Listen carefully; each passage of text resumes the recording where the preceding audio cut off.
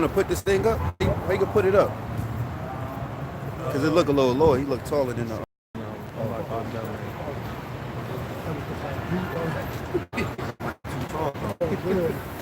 Nah, it'll be good. Crazy. When I first seen that, how you spell that? Yes, it was. It was. Oh yeah, that's good. 25. Look lopsided. Hey, Shalom, brother. Shalom. Yeah, like it's tilted to the left a little bit. But I mean, it's good, but yeah. Okay, yeah. That does. Shalom. This is crazy. Look at that fucking face.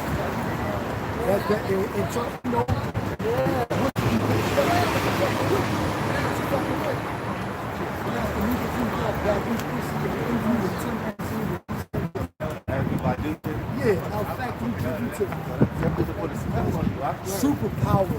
Right, you know what she means by that superpower? She means one control over man. Right. Hey, that spell won't come to pass unless like she got my permission.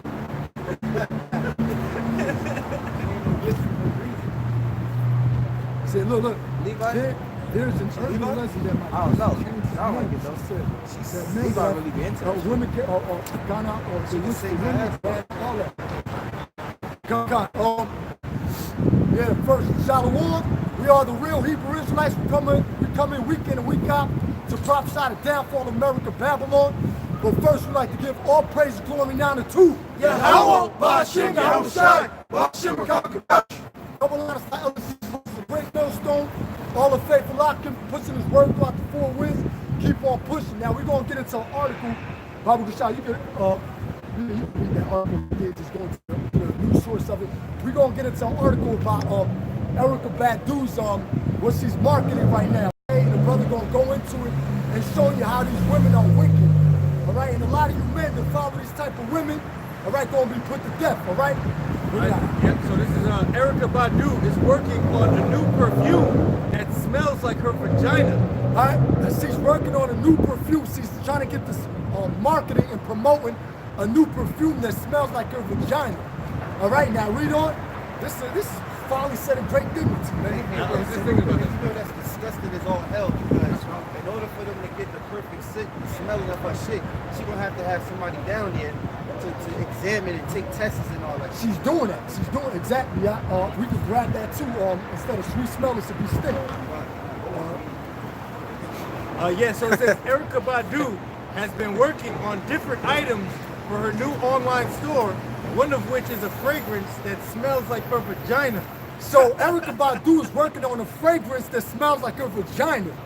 And who's gonna help her market that? Esau. All right, how's she gonna get that to run smooth? By using Esau, the so-called white man, to run that for.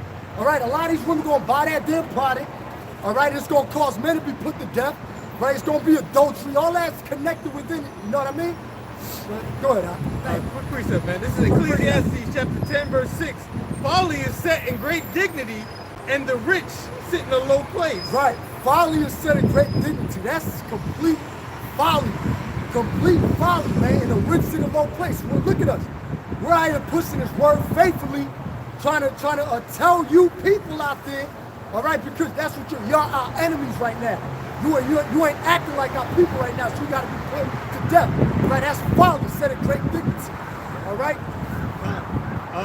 I have seen servants upon horses and princes walking as servants upon the earth. Right, we are servants upon the earth, all right? And the servants upon horses are the Esau, the Edomites, and these other nations, all right? And this is what happens when you allow Esau to rule the world. You got women like Erykah Badu that comes out with a fragrance that smells like her vagina.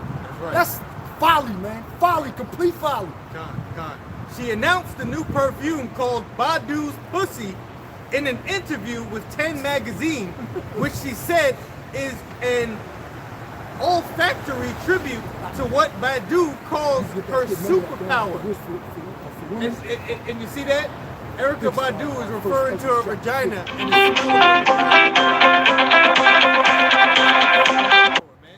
You know, going to show that everything in this society has been over-sexualized and the women are being put on a pedestal That's that Queen of Heaven spirit, man. Yeah, that strong woman spirit, you know, that controlling spirit. They lie. You know, that's that Queen of Heaven spirit that Esau, all right, worships and lets things like this be put out on the forefront, man. Something like this wouldn't get no traction if it wasn't for Esau Edom promoting things like this. Right, that's Esau helping Erica Badu promote that product. Right. You know? It says, there's an urban legend that my pussy changes men. Hey, hold that right there. Let the brother grab this real quick. First Edges chapter 4, verses 26 says, yeah, many there be that have run out of their wits for women. Yeah. Oh man, many there be that run out of the wits for women. Meaning that, read that again out. That part right there. Many, not that, the brother right there.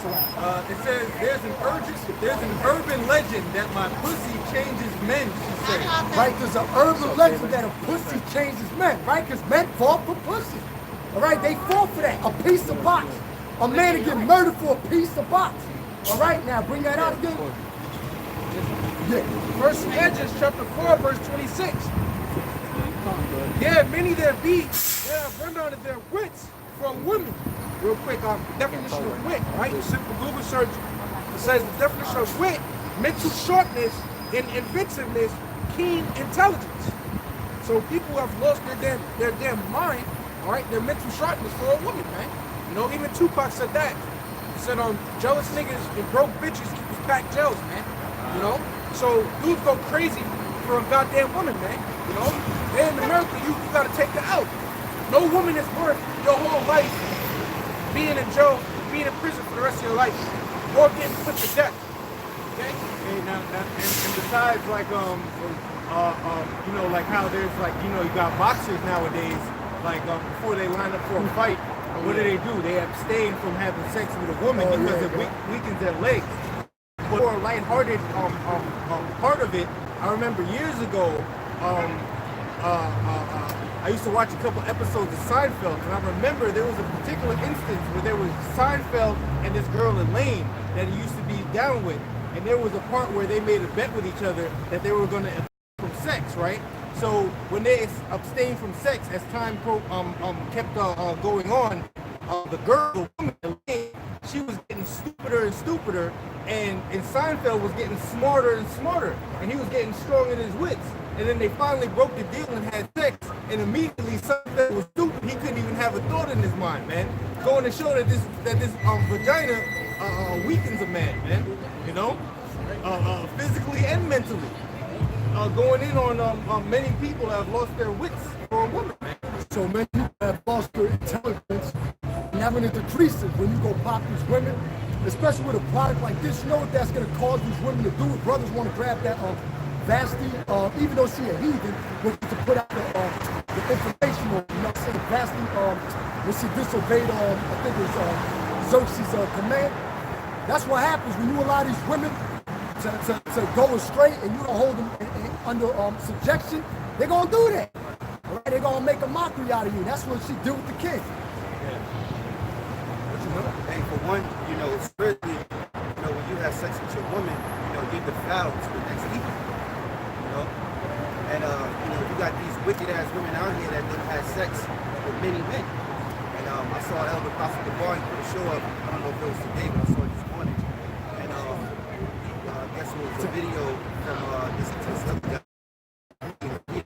Basically talking about how women, you know, carries the DNA from all the men they slept with, you know?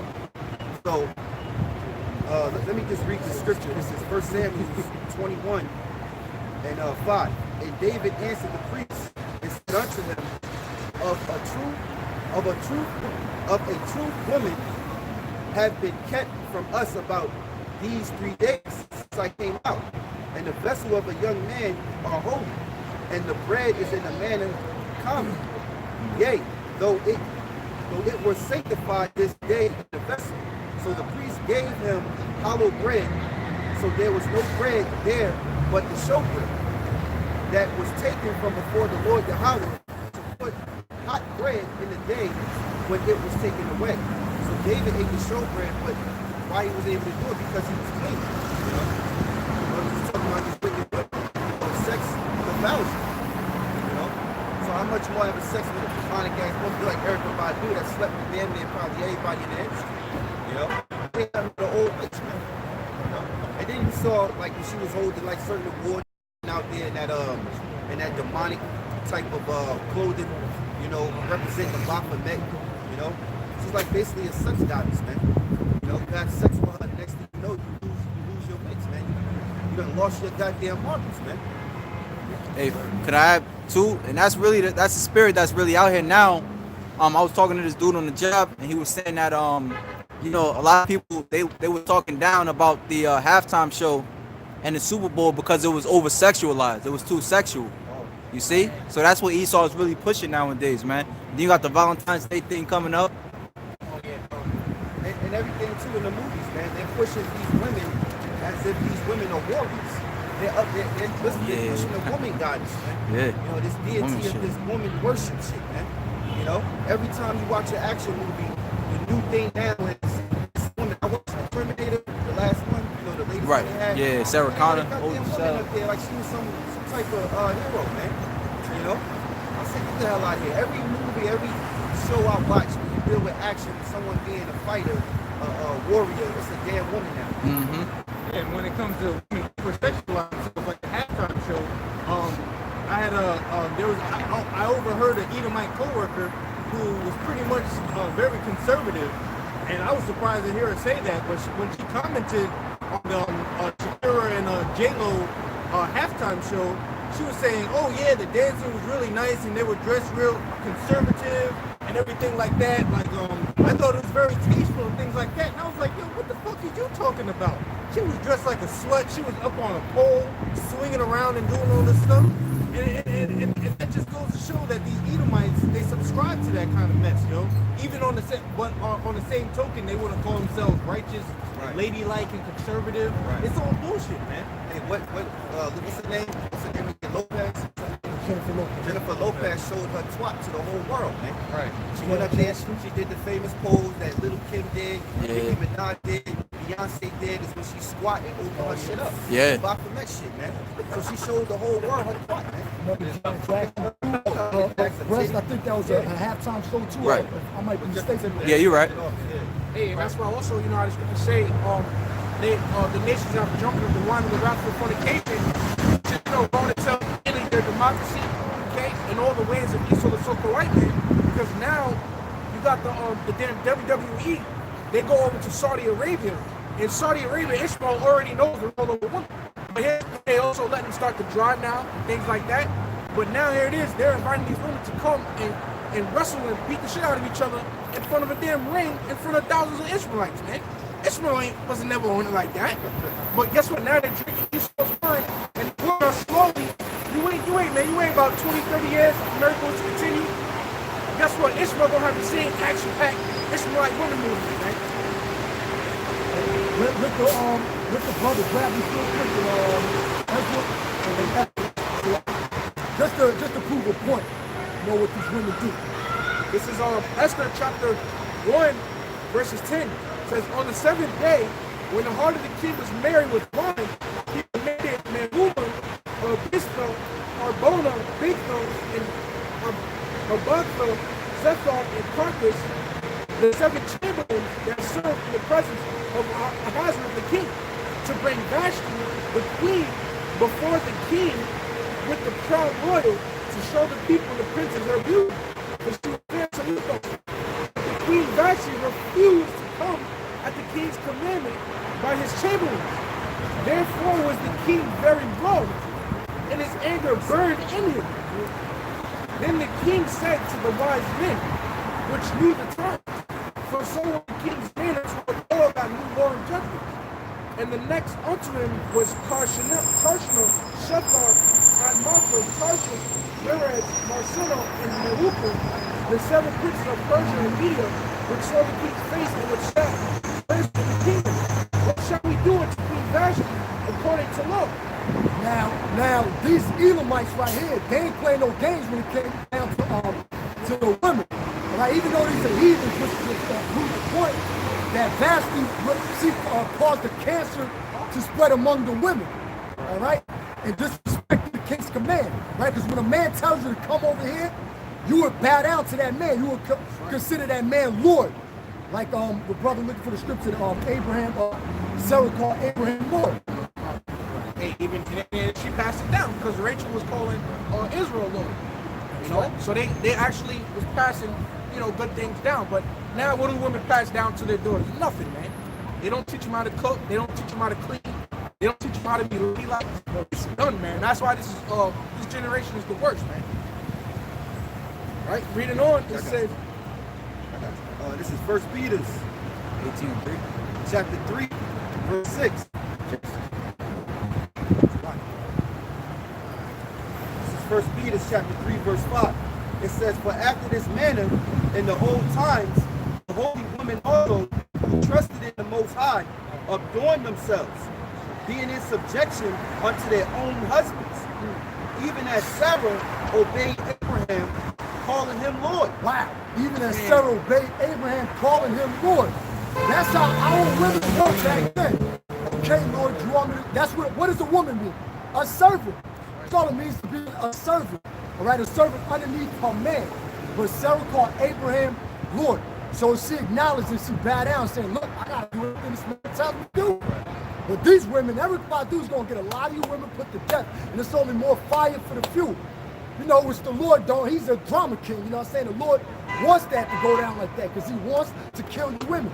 230 you Israel women out there, all right? And you other he won't care about no damn bastard, but just to push the point out there, you know what I mean? Come on, bring it out. This is Ecclesiasticus of Sirach, chapter 26, verse 10. If thy daughters be shameless, keep her in straitly, lest she abuse herself through overmuch liberty. And that's what happens when you give women over much liberty. They abuse it and they go off doing whatever the hell they want to do, man. And women don't go off of logic and reason. They go off of emotions, man. Okay?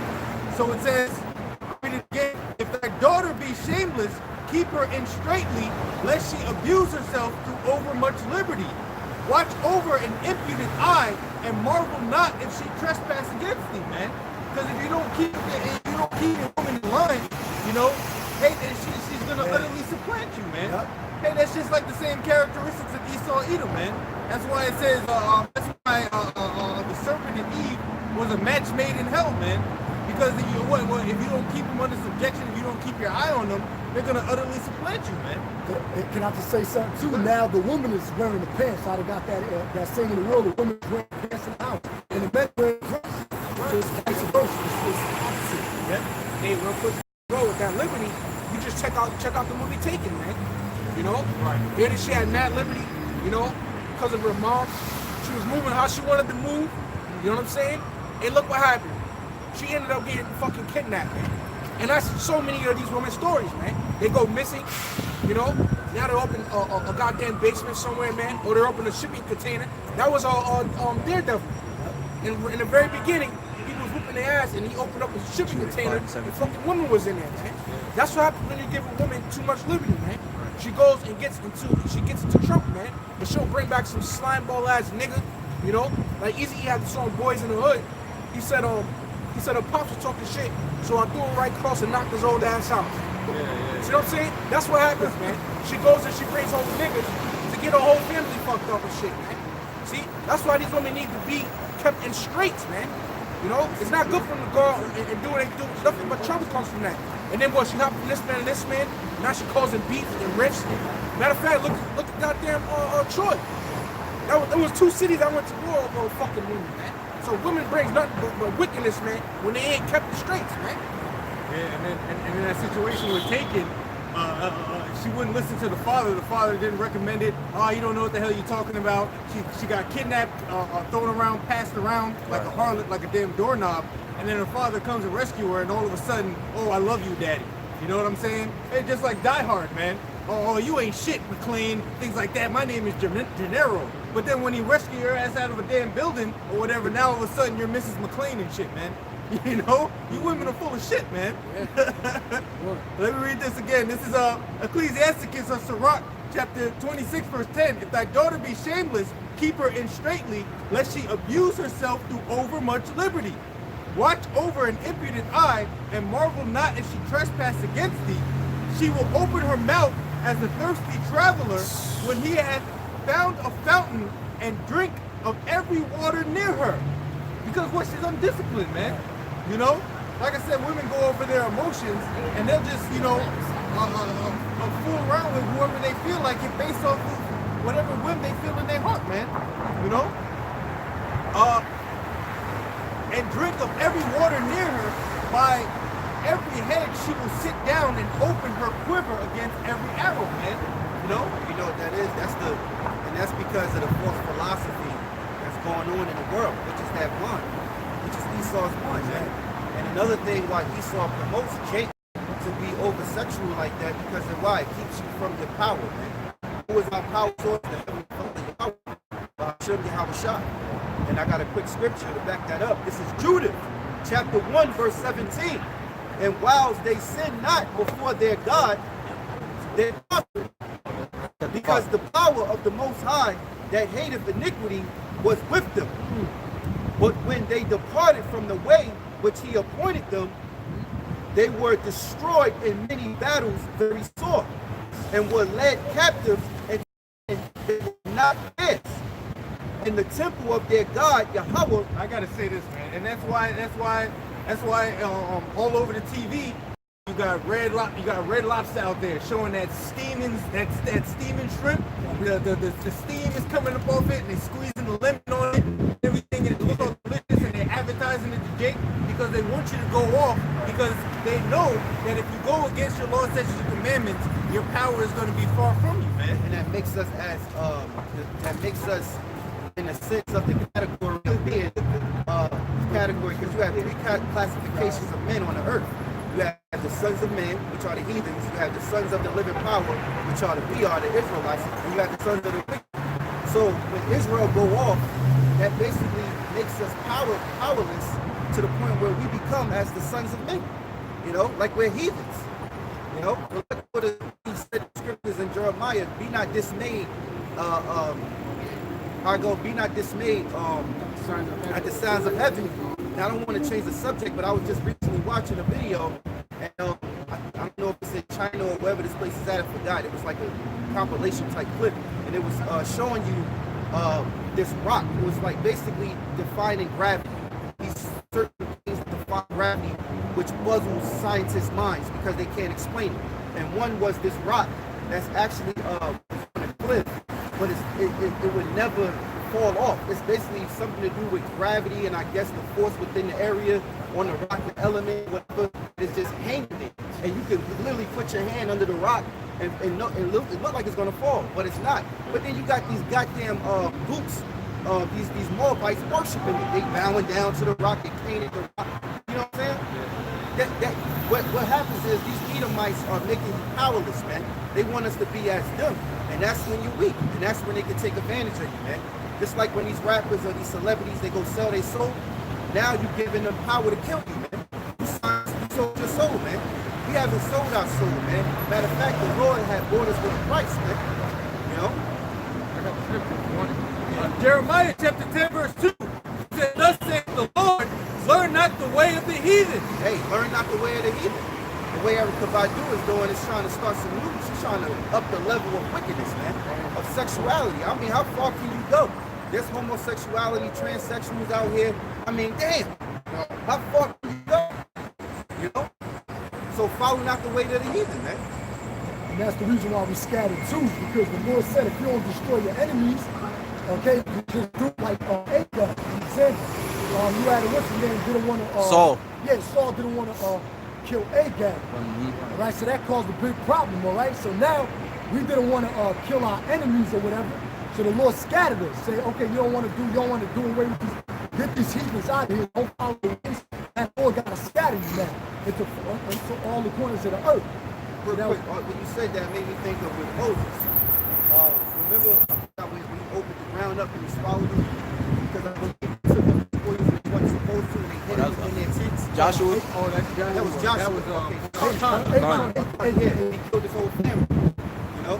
Because why? This man took all the goods and kept it in his tent, you know, and hid it. So what the Lord did, the Lord was plaguing Israel because of this shit.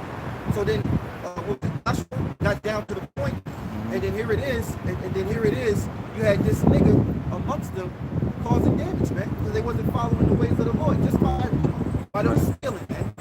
That shows you the power and the potency and pureness of Yahawashi. And this is why people is in captivity in this day, because when Joshua prayed to the Most High was like, get your ass up. You know, don't pray to me. You know what I'm saying? You got some leaven in the camp.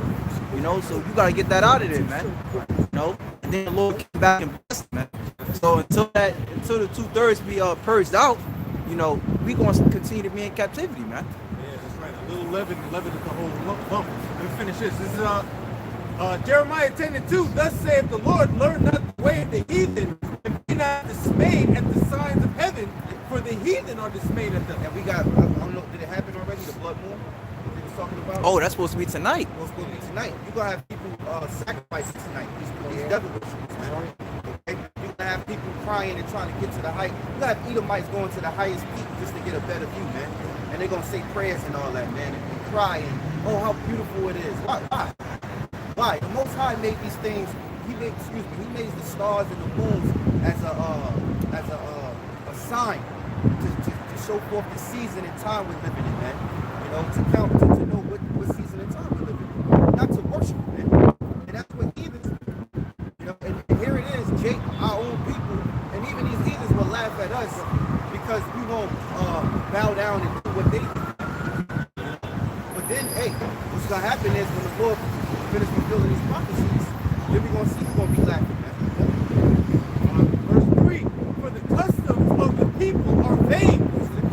For one cut the tree out of the forest, and the works of the hands of the workmen with the axe.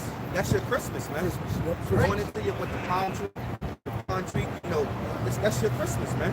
Christmas is in the scriptures, man. Well, That's right. That's the one right there. You want to read on? Yeah. All right. This is back in Erica Badu's the article. It says there's an urban legend that my pussy changes men. She said, the men that I fall in love with and fall in love with me change jobs and lives. See, pussy will change your life. If the Lord, look, those that don't please the Lord cannot escape it. It could mean like these different philosophies and doctrines, and it could also mean these women. Because look, man, if you're not pleasing to the Lord, He's gonna allow these women to swallow you up. You heard that? It changes jobs and it changes lives. All right, so Erykah Badu's fragrance perfume is gonna get a lot of you men caught up into that, right? Because a lot of these women gonna start buying that. All right, it's gonna go, it's gonna run rapid around the music industry too. It's not gonna be with Erykah Badu, but a lot of these other women. All right, Beyonce, you know, all these other women, these celebrities, so-called, you know, what they call celebrities. She explained the process of making the fragrance, which included burning some of her underwear. Oh man, that's witchcraft. Yeah, brothers could grab that too, suffering out of wisdom. Look. yeah, that's the spirit. I got it right here. Dang, brothers should bring that up. Yeah, real quick. This is Exodus chapter 22 and verse what was it? 16? Verse 16. 17? 22. Maybe 17. Or 21 and 16. Rawchaa 26, verse 26. I'm looking in the wrong area. This is Exodus chapter 22 and 18. Thou shalt not suffer a wish to live. Right, so you should suffer these women to live. Back in the ancient world, they would have been dead. All right, you don't allow these women to further cancer, right? Because that's what we're gonna do. They're gonna further more wickedness. More wickedness is gonna go abroad, and a lot of these women are like vastly had other women following her way. All right, disrespecting the man. And that's why a man is supposed to be the head of the household. But in this society, no, it's upside down. The woman is the head of the household. She runs the show in the household. And that's contrary to the scriptures. All right? But suffering not a wish to live, because back in the ancient world, we would have put them to death, right? And that's the righteous thing to do. These bitches gotta be put to death. Yeah, bring that up. Sirach chapter 26, verses 23 says, a wicked woman is given as a portion to a wicked man, but a godly woman is given to him that fear of the Lord. Right. right? You know, you got a lot of guys out there that they go off and they don't do the will of BaHaSham Yahawashi, and the Lord will give you a wicked woman, all right, to the way that you move, man. She said it herself that dudes that she falls in love with, they change their entire jobs and change their lives, man. You know? Yep. And that's all through the will of BaHaSham Yahawashi. The Lord will send you some good luck, man, just to get you to go off, man. Right. Hey, so you know, if you had a woman or whatever, and if things didn't work out, hey, thank the Lord for that, man. It could be, well, not even could be. She was wicked, man. Right? She was a wicked ass bitch, man. You know, the Lord's gonna smoke her ass, man, so to speak. Hey, sometimes you gotta work this up. Like you said, you have a fallout with your woman and it's over, and you see how devilish she can get. You think about, damn, you know, what did I do? You know, to even have this type of woman that's so devilish, man, so evil. And I bring this up too. And I'm pretty sure Erykah Badu eats shrimp, crabs, and lobsters, right? So Isaiah chapter 3, verse 24. And it shall come to pass instead of sweet smell, there shall be stink.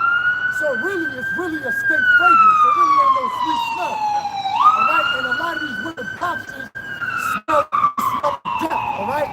They just a fact of it. A lot of these women don't know how to clean themselves, right? They smell like death down there. I can guarantee you, Erykah Badu not taking baths. No. She's not using herbal treatment to flush out the impurities within her cleavage, man. She's not doing none of that, man. But instead, she's gonna make a perfume that smells like her stinking ass vagina, man. People gonna wear it because that's Erykah Badu. You know, and that shows you the nature and the mindset of society today. Our people are small-minded, man. You know, you're so low that it's like, how do you even exist, man? You know, Jake is so low today. How do you even exist? You know, you should have been made the sons of men. But instead, we're the sons of the living power, man. Like the brother read before, the rich sit in no place. Yeah, it's a low place because like these women, they're not even like naturally beautiful, man. You know, you wake up to them in the morning, they're not the same way as they would as if you met them when they like get themselves together and go out to an event or something like that. Because what they instead of, like you said, bathing in oils and making yourself absorb all those sweet smells, really just cover it up with these chemicals, man. You cover it with chemicals instead of natural beauty of your skin, taking care of your skin. They put foundation on their face to actually cause their pores and cause them to break out. If you watch a lot of them closely, you see it from afar, it looks like something nice, but then you look real closely, you see the foundation covering it up on top and all the pimples and the bumps and all that stuff, and it's covering it, and it's really Mascara. That's why they call it mascara. Yeah, it's a mask. And also, the chemicals have the fouling type of ingredients in it, man. Right. You know, those chemicals shouldn't let them make them, man. And things. It's ugly as hell. You know, me personally, when I grew growing up, before I even knew the Lord or understood this truth, I never liked the women that wore makeup, man, or women that wore lipstick. I hated that shit. You know, lipstick and wearing lipstick on your face and makeup and all that shit, that shit makes you look ugly. And that shows you insecure, you know, about your own self. You don't really have a high self-esteem about yourself. You don't have any confidence. You know, you're weak, man. You know, it's ugly, man. And like you said, man, it fucks up your face at the time. Eventually, when your grandmother and your auntie teaches you a little girl to wear makeup, a girl will have to wear makeup, but her skin is at her prime, you know? And then now when you get older, when you hit your 20s and 25, you've been wearing makeup since you was 14, 13, and then now you're 25, all of a sudden, your face is looking funny. So you have to wear makeup because now you're convinced that you only look good by wearing makeup. Because without it, you think that you don't look good. That's the same thing, the same mind treatment in the psychology of when women go get their hair done, man. You know? Women be having a whole full set of hair, but they like, I need my hair done. Why you can't do your own hair? You know? Why you gotta go put weave in your hair? Or they get their eyebrows done. That's your mind, man. Jeremiah 4:30, and when thou art spoiled, what wilt thou do? Though thou clothest thyself with crimson, thou deckest thee with ornaments of gold, Right. thou rentest thy face with painting. So they did that in the ancient times, man. Women painted their faces, man. Harlots. You know? The harlots, man. Hey, they got something that they call harlot houses, man. Where women will put lipstick or breasts, you know, to pump her at the men for a job, man. You know, so he can, you know, prostitute, man. You know, you're a harlot, man. You're a hoe. But today, being called the hoe is like a trophy, man. It's like a fashion. Yes. They call each other bitches. Yeah. What's up, bitch? What's up? Yeah. Smacking each other in the ass and shit. Yeah, and it says that thy rentest thy face with paintings. Now, if you hear other examples of the word rentest in the scriptures, people say that I rented my clothes. That means you destroy it. You're destroying your face when you put that stuff on your face, man. That's a good point. You know, it says, though thou deckest thee with ornaments of gold, though thou rentest thy face with painting, in vain thou make thyself fair. In vain, man. Because really, truth be told, a dude out here will get with an ugly chick that'll treat her right, man. That could cook a little something, and you know it ain't even gotta be that, man. But meanwhile, I think it was in a song. Why do the prettiest girls gotta be the most devilish or something like that? The most beautiful girls are the most wicked, man. Yeah. You know? That's a fact. That's a fact, man. Hey, I was gonna say that. Just put it like this: you don't want to deal with the Most High if you commit suicide, man. Because these are teaching Israel, or teaching you Israelites to commit suicide. Every which way down the line, you're committing suicide. It's always detrimental to your death, man, or to your health. Your health being depleted resorts to death. So it's suicide, man. Now women don't look like they used to back in the ancient world. The Judite women would have nice long hair, but now it's bald heads like that goes into Timothy 24. That's a spirit. Okay, you know what I'm saying? Hair's so fast. Because also, here it is. When you jack up your face, but then when you dyeing your hair and, you know, putting all these extensions, fucking your hair even further. That's why you're losing your edges. So it's like, yo, you need the king just as much as we do, you know? Can I just mention this real quick? At my father's house at lunch break, right? I go get something to eat at lunch break, and I'm at work, and you got hair all over the place on the sink, because my niece be staying there sometimes, and my sister live up there, right? So you got hair all over the place like a cat shedding his hair. So it's and you can see it underneath like the what the fuck is this? It's crazy, man. I just put my car down the block and I saw like three dresses laying there on the floor, man. Wedding joints, man. I'm like, what the fuck? But anyway, man. It says, in vain shalt thou make thyself fair. Thy lovers will despise thee. They will seek thy life. Hey, going back to that scripture, many have gone out there with some women, man. Yo, a lot of these women, man, they be using and abusing a lot of these men, and a lot of these men be turning around, recognizing that shit, getting sour and bitter, and turning around and putting a lot of you bitches to death, man. You know, we seeing a lot of you women catching L's out here, man. Hey, Yahawah, all praises to Yahawah, BaHaSham, Yahawashi, man. Ever since last summer, it has not stopped. It only got worse. It only intensified. The Most High is bringing judgment on these women. Every other day, I'm gonna say every day, man. There's getting killed in car accidents on the highway, getting shot. Yo, it's so many women. Some of you always show me every time it's up. There's another woman. Damn. They go another woman. Look at this. Look what happened. That's a mercy kill. That's it. Most High is killing these women, man. And when they put their when they put their face on the news, they always show their Facebook picture when they look good. You know, they look like something. You know. Yeah. Great. Most High killing you. You know how many pictures they try to take just to look good on one picture? Yeah. Take like over 2,000 pictures just to look good on one picture. And that's shit bullshit. And now you got men in that woman's spirit, which really goes into the curse that's going across the world, which is one of them, which is the lovers of themselves, man. Yeah. You know, you got a lot of men that's lovers of themselves and proud to fight, man. Remember that bitch that was taking, I forgot what it was, she was taking a photo shoot on the railroad tracks. Oh, yeah. The train came and popped the ass. That's a Kodak moment. Hey, over here, Take look, this woman. That's flash. I think she got, I don't know if she got hit first, but her head, somebody drove her head. Man. Oh my God. I think she got hit, and then another car came and knocked her head off. Right over here. This was like the summertime. He probably just got it. It's a lot. Verse 31, for I have heard a voice as of a woman in travail, and the anguish as of her that bringeth forth her first child.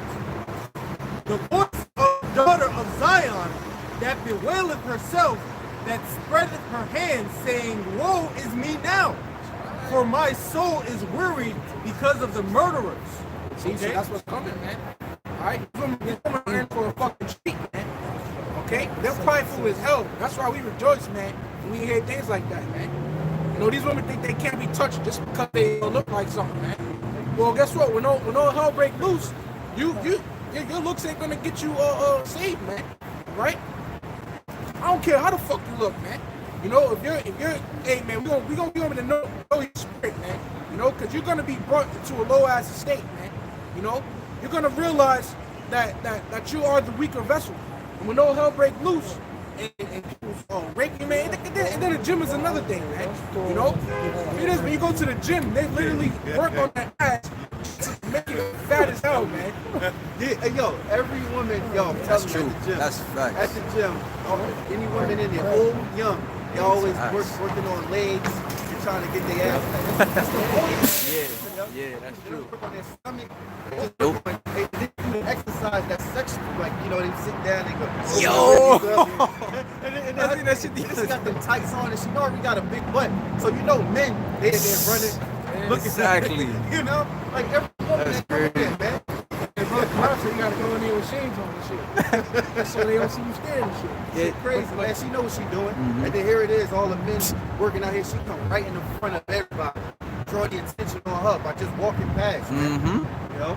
Yeah, and then here it is, man. You know, they just as much as men, you know, do reps, the woman is doing more reps on her ass, man. You know what I'm saying?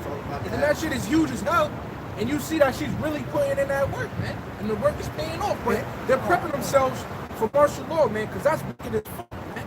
And these women, like, they prepping on their ass, you know, getting they gearing up their ass. A lot of women be in the gym more than these men. Yeah. Just to get their ass in shape. Yeah. They thinking about the summertime already. Even before it gets to that point in the springtime, what can they wear? Swimsuit. What type of weave they gonna put on?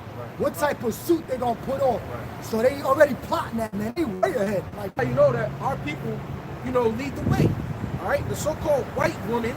Okay, back in the days, you had that song where there was like, Becky, look at her ass. It's like, it's so fat. And it was like, yo, it's disgusting. He said, Becky, oh my God, look at her ass, look at her butt. It's disgusting, man. She said that shit word for word. Now you speed up, 10 years later, they trying to get an ass like the so-called. So get the fuck out of here, man. You know, you guys are goddamn culture vultures, man. and that's the reason why they do that too, because they try to exterminate the Judite women. They try to exterminate the Judite women not to produce any children, because they want us to extinct. But that's impossible. That's because the culture votes, they want to be us. Right? Whatever form it is, whether it's music, sports, all right, whatever characteristic it is, they want to be us. Right? This is Ezekiel chapter 9, verse 4.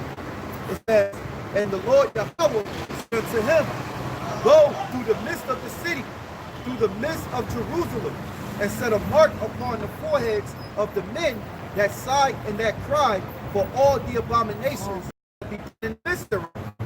And to the others he said in my hearing, go ye after him through the city and smite. Let not the eye spare, neither have ye pity. Slay utterly old and young, both maids and little children and women.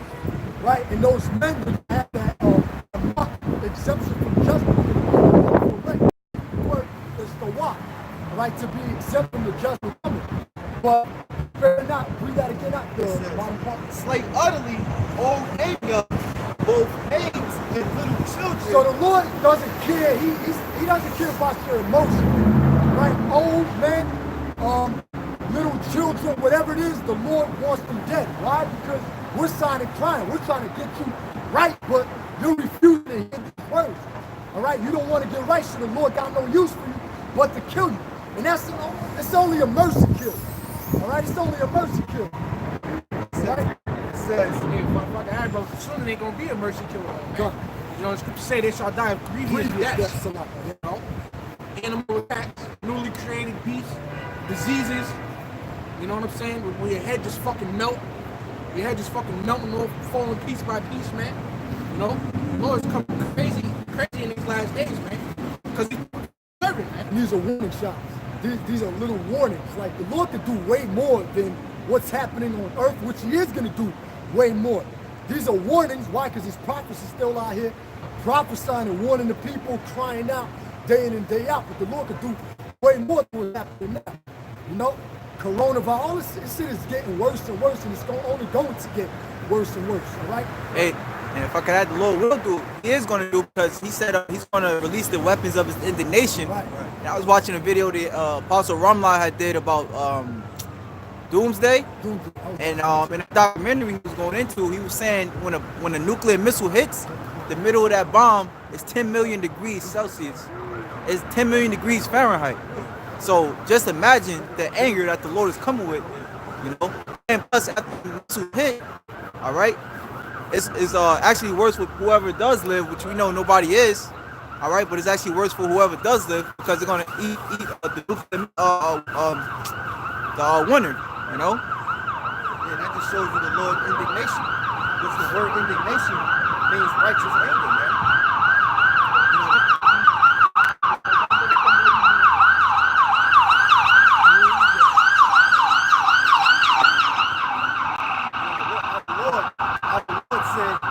Jealous power, man. You know, and there should be what? No one above him, man. Okay, so when our people, this chosen people, are actually out here worshiping Esau, the Most High is mad as hell. Okay, and he's gonna show his indignation upon you, Edomites. Did not the scripture say in Romans 13? All right, the Lord said at Romans 9, he said, I have loved Jacob but hated Esau. So the Lord is really setting this place up for a grand finale, man. You know? We're talking too about warning shots, right? This is Amos chapter 3, verse 6. It says, shall a trumpet be blown in the city? What's the trumpet? The warning, you know? Hey, the trumpet was used for various reasons out there. You use a trumpet to call an assembly. Sounding alarm. Sound an alarm, right? Yeah, to let you know that danger is coming. Scatter. It was a sound for gathering. It was a sound for alarm, scattering. You know, it was hey. And right now, we're at right on the street teaching, man. Prophesying. Yep. Shall a trumpet be blown in the city, and the people not be afraid? Hey, I was gonna say that's the point, because you got the men of the Lord out here teaching on the highways and byways, man.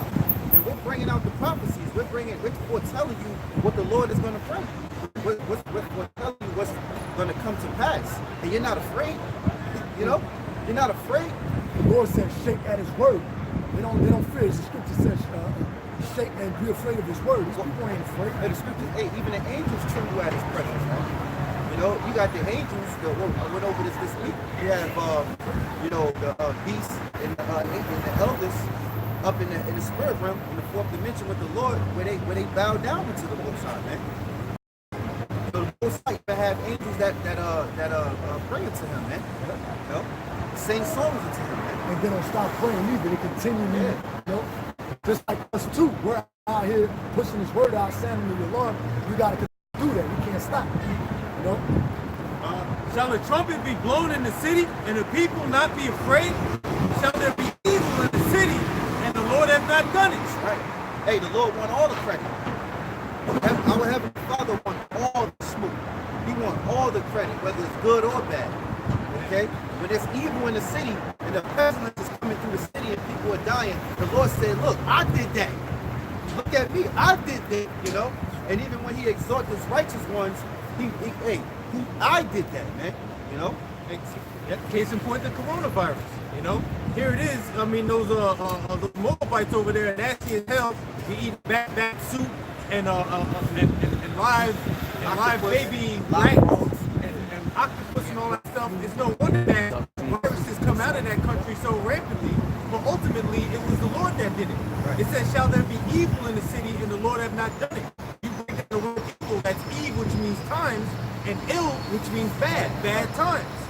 And it says, have the Lord not done it? The Lord did it all. Hey, to back you too, the scripture also precept says the Lord belong to issue of death. He signifies whether you live or die. You know, hey, you could fall in a plane crash and actually survive. And why did you survive? Because the Lord didn't call for your spirit to be in a spirit realm.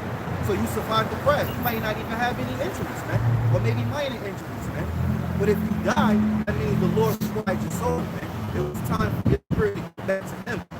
Okay, because when you die, your spirit goes back up to the Father, man.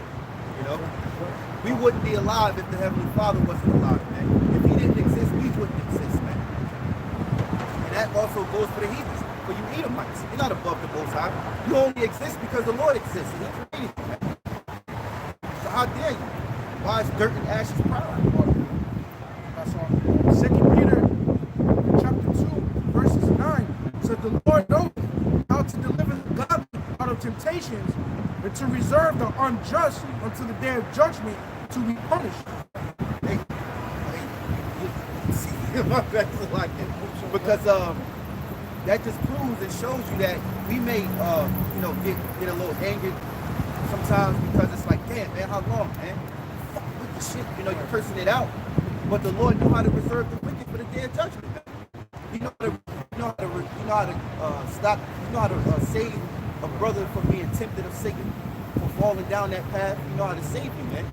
And He also know how to reserve the wicked for that day of destruction. And a lot of these people out here, they don't understand that the Lord specifically makes a death for you, man. You know, there's a certain death for whoever the Lord required them to get put to death. There's a certain way they gotta die. There's a certain way that the Lord want to see that happen to them to bring forth the judgment, man. You don't die by accident, man. The second Ezra chapter 9, verse 13. And therefore be thou not curious how the ungodly shall be punished and when, but in Christ. You gotta be curious and thinking about how the Lord gonna smack down vocab and the other guy. I don't even want to say his name. We ain't gotta sit there and wonder and contemplate like how the Lord gonna do it. When is He gonna do this? We ain't gotta be curious on that matter. We just know that the Most High is gonna put these wicked men to death, man. In a horrible way. Hey, man, all we got to do is just teach the word, man. And that's all we be doing, man. We ain't got to worry about what these other people are doing. We know that the Lord is going to take care of them in their due time, man. Hey, brother. Because as long as we teach, they're dying. Right. You know, as long as this word goes out, they're dying. Because we're fulfilling prophecy. The days go on. You can't bring back yesterday. All right? You can bring back yesterday through a camera or something, but you can redo that day. All right, That's so impossible. it's That's impossible. like, come on. Only the Lord has the power to do that, man. And you know, because this other thing, I was arguing with this other guy. This is a while back. Wasn't arguing, but kind of, you know, passionate conversation. He's passionate. He's cool, but he ain't cool. But anyway, this Mandela effect, talking about you can go back into time, and Esau went back into time and changed it, and now this is why when you look at all these different, you know, no, man, so I don't have that power to go back and change anything. What's done is done. We got the birthright, man. Right. If he could do that, why did you know, the doomsday clock go close to 12 o'clock? He would have changed the doomsday. You know what I'm saying? He would have pushed it back or whatever, so he could get more time. If Esau could go back into the time machine, he's not going to change the word, whatever a penny meant before that, to the word penny. All right, he's going to go back and make sure that Esau didn't sell his birthright or something like that, man. All right. Exactly. And that's why they try to change history, because they're trying to cover up the dirt they have done. And they can't do this. It's impossible. Yeah, can you read that precept one more time? This is 2 Ezra chapter 9, verse 13. And therefore be thou not curious how the ungodly shall be punished and when, but inquire how the righteous shall be saved, whose Lord is and from whom the world is created. Right, because it's gonna be more. It's gonna be less that be saved than that be destroyed. So now you gotta look at it. It's like if it's less, it's more special. You know what I'm saying? So how we're gonna get saved is gonna be a very spectacular way, because it's gonna be like, well, if all the destruction is coming, shouldn't everybody be destroyed? You know, but the Lord is gonna come out of nowhere with His chariots that nobody has actually seen. You know, as far as them lifting up men to come and save us, man. Right. That goes to Wisdom of Solomon. I was about to This is Wisdom of Solomon chapter 5, verse 2. When they see it, They should be troubled with terrible fear. Hey, what they gonna see? They're gonna see the angels, man. They're gonna see Yahawah coming in the mighty chariot, man. That's why they're gonna be troubled with fear. What can scare the shit out of living hell out of these, you know, out of these Edomites that's so powerful and so on a pedestal, man? What can scare the shit out of them? The most high angels, man. All right, I'm talking about the military, the most mightiest Edomites out there, man. The soldiers, man. That train, right. The Navy. This guy was telling me how they train, how they basically let you die. It's a part of their training sequence. They put some shackles on them and they tell them they got to get out of it, but then they end up dying. But their heart stop, and then they bring them up. But the point is, in that training process, your heart's supposed to stop, but they know within seconds they can bring you right back. So and that was the test, because the test is you can never get out of the chains under the water. But they want you to go through this so that you can have that experience of at the break of dying type of experience, that rush, that feeling. And that basically takes the fear out of you for later, because you're like, I've been before. How tough could it be? You know? Now that's the spirit though. Dying is a spirit in itself. Yep. You know, that's why the scriptures speak about Proverbs 3:25. It says, be not afraid of sudden fear, because that's the actual spirit. When death comes, you can't prepare for that. This Wisdom of Solomon chapter 5, verse 2 again. Verse 1. Wisdom of Solomon chapter 5, verse 1. Then shall the righteous man stand in boldness before the face of such as have afflicted him. Yep. And made no account of his labors. When they see it, they should be troubled with terrible fear. Hey, real quick, he started making account for our labors. What happened to the 40 acres and the mule? What happened to when we was in hard bondage slavery and we was picking cotton, man? Okay? When we was taking care of everything and we was doing it all for free, man. Because we were slaves. Even still to this day, we're still slaves. We're just modern slaves, man. It's a modern way to do it. You know? So, go ahead, now. When they see it, they should be troubled with terrible fear. They shall be amazed at the strangeness of his salvation, so far beyond all that they look for. Now I'm gonna hit you with something. Now the chariots is something that's gonna be very amazing. When the Lord comes back and he cracks the clouds, people are gonna look up and they're just gonna drop dead and have the spirit taken from them. But I'm gonna hit you with something so far beyond what they look for. You got Trump out there making a space force, weaponizing space in anticipation. Iran is now too. Now Iran is now too anticipating the coming of the chariots of the Lord, because they know the Lord is coming back in the chariots. But what's so far what they expected is really gonna make them shit their pants, man? Brothers running around here like David Banner, the Hulk, man, with spiritual powers, man. That's what's really gonna get people wet in their pants, man. You know, that spiritual power so far beyond what they expected, man. The movie The X-Men, all right, coming to life. Only you Edomites are in control, man. It's you Negroes, Latinos, and Native Americans with power. Hey, Edwards said there'll be sparks among the stuff. You know, when you watch a barn fire, you watch a grill, and you see the sparks. You know, yeah, that's how little people, man. Right? You know, just sparks among the stuff. Yeah, you know? That's right. Yeah, I'll pick yourself up. Genesis chapter 18, verse 13 says, the Lord said unto Abraham, go forward, and Sarah laughed, saying, shall I of a surety bear a child with which am old? Verse 14, is anything too hard for the Lord? At the time appointed, I will return unto thee according to the time of life, and Sarah shall have a son. So the point is, man, nothing is too hard for the Lord. You know, you got people out there that don't believe, you know, that scoffers, man, like vocab. But then I thought in the Christianity doctrine that once you come down from the raptures, you're supposed to have a sort of spiritual powers, man. So you lost in the sauce, man. You know, you don't even know what the fuck is going on, man. But then you're gonna scoff at the same time. You a clown for that, man. So here this brother just gonna be blessed with spiritual powers, man. And we've had it before. That's why the scriptures say, all things were full time for our learning, man.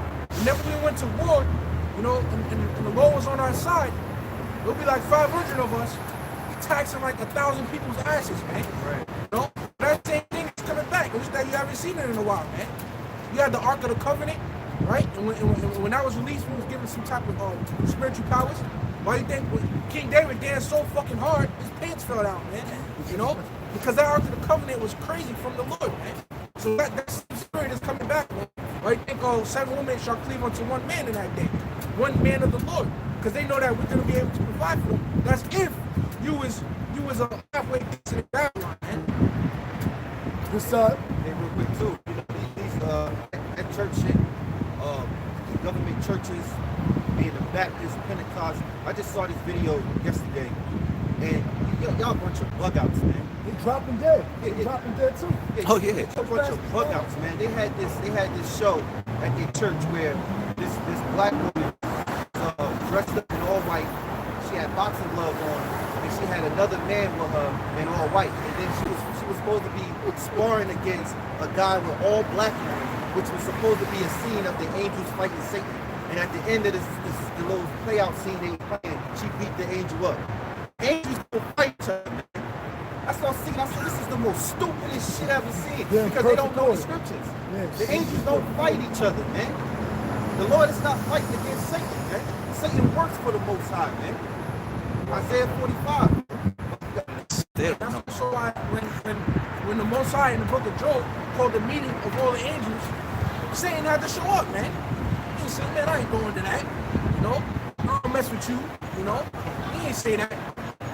So it ain't added up when so-called Christianity, man. You know, that's why I was, going at it with somebody on the comment board, man. You know, about cursing, and I dropped the scripture. We have need that one teacher again, man. See that? We have to be taught again because Esau, through his goddamn Christianity, has indoctrinated our people and caused us to err, man. Now we don't know what the hell. Now he's talking about some damn hell, man. There's no goddamn hell, you know. But now our people don't want to do research as well, you know, because the scriptures say, man, you know, how Esau put stumbling blocks before us, you know, and all his thoughts are deep. So he's sitting there plotting on us, man, giving us this bullshit, GMO foods, all this bullshit distractions, man. So that the last thing on our mind is wanting to be taught again. You know, they good. Our people is good how they is, man. And that's why they're gonna be destroyed. You know, the scriptures speak about how having much liberty, man. No, they despise. They despise the word in the time of their liberty.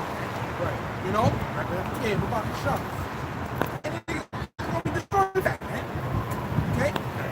And the scriptures also speak about how these people are passing their whole lives. That's another reason why they pass us up, man. Why they just pass us, man. You know, here it is, they think that they got it figured out. Can't got no scripture, man. You know? That's also going back to the so-called white man's fault. Because that damn doctrine, man. All you gotta do is the Lord knows your heart and that's it, you're good. Nah, man, you gotta, scripture say what's faith without works. So get out of here with that bull crap, man. All right, so it says, 2 Ezra chapter 9, verse 9. Then shall they be in a pitiful case. That's right, man. So y'all people about to be in a pitiful case, man. You know? Y'all about to be in a pitiful case. You already is in a pitiful case, man. You know? You got mad diseases out here. Ain't talking about corona. You know? But you got gonorrhea out here. You got AIDS, syphilis, that's been around. AIDS. You know? There's so much shit going on out here, man. You know? Esau making pills, you know, for you to feel more comfortable with homosexuality, man. You're already in a pitiful case, man. The scriptures say, women shall bring forth monsters, man. It says, then shall they be in a pitiful case, which now have abused my ways. Yeah, you abuse the Lord's ways, man. You know? It is you scoffers. All right? You don't learn. That's Isaiah the first chapter, man. It is you got Ricky Harris. They literally made garments. Ricky Harris, Mike Gibbs. They literally made garments just to scoff, man. But you see that he got put to death, man. That's an example of our people abusing the Lord's ways, man. Abusing his grace. You know? So that they could do their goddamn wickedness, man. Get the hell out of here with that shit, man. You selling your soul for money, for Federal Reserve notes. As if that's the all being, man. Federal Reserve notes, man. There's something more beautiful. I'll meditate on that, man. There's something way more beautiful than money, right? It's called wisdom, man. Faith. Right? Wisdom is worth way more than money. You know, here it is. Kobe Bryant didn't even have enough wisdom, you know, to say let's take a car ride this time, man, because it's foggy out. He didn't have enough wisdom, but all his riches. But what is it now, man? It's vanity. But therefore also too, the scriptures say God will exercise the prophet little, man, because he was, you know, he was trained, you know, he was in shape, he was a professional, man. He was one of the best professional basketball players that ever lived, man. He said, yeah, with all that, he couldn't take none of it with him, you know, nothing. All his riches is left to his wife, you know, and also Esau, because whatever the business he had, he put his wife and his family involved in it, then he may be able to go to his family, but if not, that's just going to be cycled back into Esau's program, man. You know, his system, his pay. you know, Esau gonna take some of that anyway, somehow. He's greedy as fuck. All right, it says, then shall they be in a pitiful case, which thou have abused my ways, and they that have cast them away despitefully. Yeah, that's our people, man. They cast away the Lord's ways despitefully, man. Here did you tell them not to eat crab, shrimp, lobster, and pork according to the scriptures? They say, hey, well, check out Lil Boozy, man. He was really the spokesman for 2/3 of our own people. He was really saying what they all think, you know? Big disrespect. He gave him the middle finger. He told him to shoot. All over some damn food, man. You know? That's how people casting away, you know, the ways of the Lord despitefully, man. We out here in garments, man. You know? They make fun of the garments. But then, when they read the description of how so-called Jesus Christ looked, they skip over the part where they say he wore a garment down to the foot. So our people are time, man. You know? Our people are well, Hosea 4:6 says it best, man. They're destroyed for a lack of knowledge, man. They have no clue what's going on. Hey, when we speak the words of the Lord and it don't go according to how they live, then they despise it, man. Well, guess what? You despising this truth. You despising your own salvation, man. The Lord is for our people, so-called Negro, Latinos, Native, and Seminoans. These are the lost tribes, man. The 12 lost tribes. These are the people who the Lord have chosen from Abraham, Isaac, man, and from Jacob. Not what you see these Edomite, Jewish Edomites, I call them, man. Really, they Amalekites, man. Mountain rats. Mountain rats, man. Mountain rats. Mountain rats, man. Okay, they're apostles, man, and that's just the God knows truth when you read the Bible. All you got to do is read, man. So why people despise this truth? Because it doesn't go along with their lifestyle, man. And they're not willing to sacrifice and let things go in order to live righteous because they feel like I'm not gaining nothing. Our people want now, like a microwave. They want now. All this is temporary, man. As his brother said, man, it's temporary, man. You know, what we're out here doing is prophesizing to our people in hopes that the Lord show mercy on us when judgment day comes. Because it's coming, man. You know? It says, and they that have cast them away despitefully shall dwell in torments. Ooh-wee, man. So let's carry out Jeremiah 15:4. Let's get into some of those comments, man. This is what's going to come upon our people. All right? For taking the Lord as a joke. When the scriptures say he's a terrible power, man. This is Isaiah chapter 13:7. I start at 6. How ye, for the day of the Lord is at hand. It shall come as a destruction from the Almighty. Therefore shall all hands be full, and every man's heart shall melt. And they shall be afraid. Pains and sorrows shall take hold of them. Yeah, because it's about to get ugly, man. That just made me visualize wolves, you know? You know, they before wolves get into it, man, they that's what they do, man. They howl. You know? To what? Size each other up. You know when it's about to be a takeover? You can read that again from the top. It says, there shall all hands be faint, and every man's heart shall melt. Right, because hey, like Apostle Tar said a while back, death, the spirit of death, man, is about to come and reign free. Okay? It's about to reign free, wreak havoc out here, man. Okay? It said all hands, read that part again, Apostle Tar? It says, therefore shall all hands be faint, and every man's heart shall melt. It says, and they shall be afraid, pains and sorrows shall take hold of them. They shall be in pain as a woman that travaileth. Yeah, why is that, man? Screaming, man. Because famine's going to be out here, you know? They're going to be trying to ransack these stores. Okay, and they're not gonna, some of them not gonna make it out. The family's gonna get grabbed up during the time of March. Okay? Lord's not fucking around, man. That's why we out here. The scriptures say, a wise man foreseeth the evil and hideth himself. Man. Okay, so when you know that the evil is about to come, you're supposed to hide yourself, right? There it is when you got a damn tornado coming, right, out there in the Midwest or something, and you see that's about to come. Hey, you hop in your goddamn little underground bunker, man. Well, that's what's coming. That's what's coming here now, man. And what's that underground bunker in the spirit? Hey, that's the Lord, man. That's doing these works, okay? And getting rooted, all right, for the day of evil, man. Real quick. What the brothers breaking down is the actual vision of this place and what's going on. Let me read this again. It says, and they shall be afraid, pains and sorrows shall take hold of them. They shall be in pain as a woman that travaileth. Now, a woman that's travaileth is a pregnant woman that's giving birth. What is she like when she's giving birth? Loud grunting, groaning, sweating bullets. She's not in her right mind because she's in so much pain. Well, that's what you're gonna see. You're gonna see amongst the people, man. You know, this is a vision, man. Right, because when all hell breaks loose, let's say when there's a natural disaster, a big hurricane, a big snowstorm or something like that, everybody has the same idea. Everybody's like, oh, let me go to the supermarket. That's why in the first sign of trouble, all right, all the water is gone.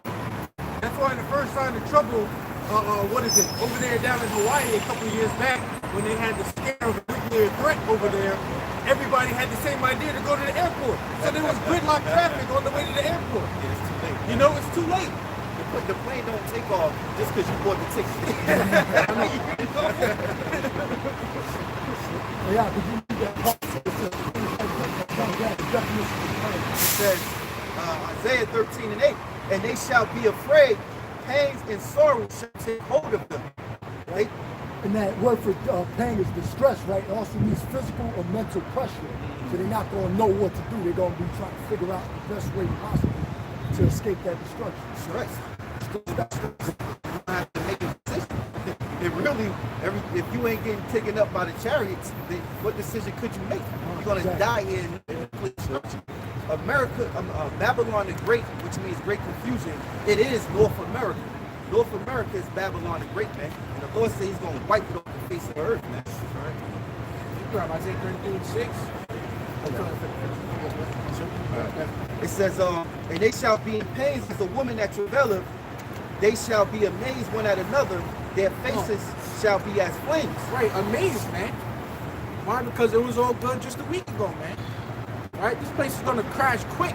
You see Wuhan, China, man. That's why people gotta, now they starting to pay attention, you know, but that's through social media, man. Yo, you know, they're making fun of that just like how they was making fun of World War III. You know? The Chinese people are a joke now, man. Matter of fact, you had a Chinese woman said that she's losing a lot of business, man. And that's in America. Nobody wants nothing to do with Chinese anymore. They don't want to order nothing from over there. They don't want to eat their food. Okay?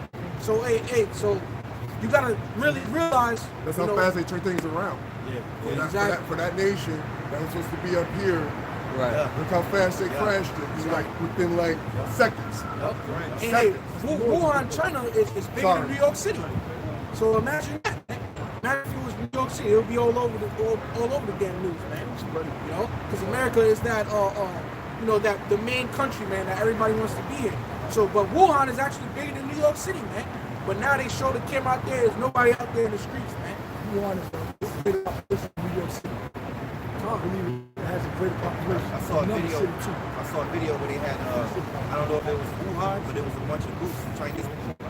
Was on the boat, it was on the ship, and it was quarantined. They was just doing circles in the water, keeping them up there for 14 days or something like that. Right. On the ship. They just quarantined right in Bayonne They just quarantined. Wow. this morning. Hey, that's breaking This news, morning. man. That's breaking news. That's breaking news. Hey, brother just said that they quarantined in Bayonne, New Jersey. Facts this morning. That's crazy. Yeah, it is, man. That means that this plague of the Lord is spreading, man. But they blocked off the You bridge. got Jake What walking around here would with you that. say? Like, here's my concern. More than anything else, like I was born and raised into Baptist religion, which I found out years ago was all man-made. which is because of slavery. I mean, years, so long ago, it's not even funny. And to get my people out of it in that Baptist church, it was horrible.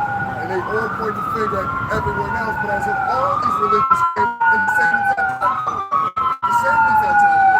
White men. So my thing, you're caring about everybody, but what about your own family? Like, my whole thing, my family, because we were brainwashed for a very long period of time. And 57 years and all the stuff I done seen, and all the stuff I've seen, my family's my main thing. And I didn't know I was an Israelite not too long ago. I didn't understand all the talk, but once I started listening and reading, understand, I'm gonna tell you right now, I'll buy you right now going home. I'll go buy you right now going home. I saw you brothers, I can turn around, get my Bible out, and because I follow on YouTube, never seen you know what I'm saying? What do you listen to on YouTube? I listen to a few, some of them I'm not too good, because I gotta use my discernment to see what's gonna happen, and we're gonna have a lot of people infiltrating, just like you did the people who they stopped that stuff short. My opinion, that Jersey City thing, that was all a setup. Because the first thing, Israel's never called themselves Black Israel. Right. Okay, so right there, that's for all the masses to understand that, and that's the whole setup thing. I'm completely down. The funny part, I've been talking to ministers about this not too long ago, right? And they don't want to. A lot of them don't want to talk about it. They can't. Yeah, they can't. They're under what's known as a 501c3 charter. Right. Yeah. Which They're they're receiving making money from the government. from the government. Yeah. And So the government owns. in exchange, so they can't say certain things. Well, Yeah. but think about it. Why does Sorry about that. Just no, you good. But why is it in the colleges you can take up you can take up the subject Theology. of being a preacher, going to theology school? Why is they teaching us the Bible? yes. Why? There is no reason for it. Right. We can decide it ourselves. And the Lord said, freely as you have received, freely give. So you're not supposed to pay for education on the Bible. No, I learned a lot, and I read this, like, I hear everything, I read, but reading it, if you understand or you interpret it, and if somebody, no matter what age, come and tell you something, you have the ability to read it, to decipher it. You're like, fuck, everything's broken down pretty good, but this whole thing's about the people here. I'm not preaching to none of it. The Bible is, like, a long time ago, and I didn't know there was Israelites out there doing this. For a long, no, because it's hidden. It's hidden. To be perfectly honest with you, I'm not trying to join any group. I'm not trying to do anything. I'm just trying to get understanding to save me, my family, and my people, and not necessarily in that order. Me first. I can't say anybody trying to save me. And I'm still learning. I'm like so far from. Hey, let's say if you're in an airplane, right, and there's a hole in the cabin pressure got compromised, right, and all the oxygen masks fall down. What does it say in the instruction manual to do first? You got to put the oxygen mask on yourself so that you can help the people around you. Hey, fire science, fire department. I can't help you until I help me. So you help yourself. Okay, so that's how I relate a lot of things. I just like listening because I have to decipher and discern. Right. Like, so I come back through here, okay, I want to just keep learning. That's what I'm doing. And a lot of pride. Right. They get a certain age, and we can't learn no more. We can always learn. Right. And I read this. Did you really read it? Just read it, or you don't understand it? And you know what the mark of the beast is? Not chip. No. I'll break it down even deeper.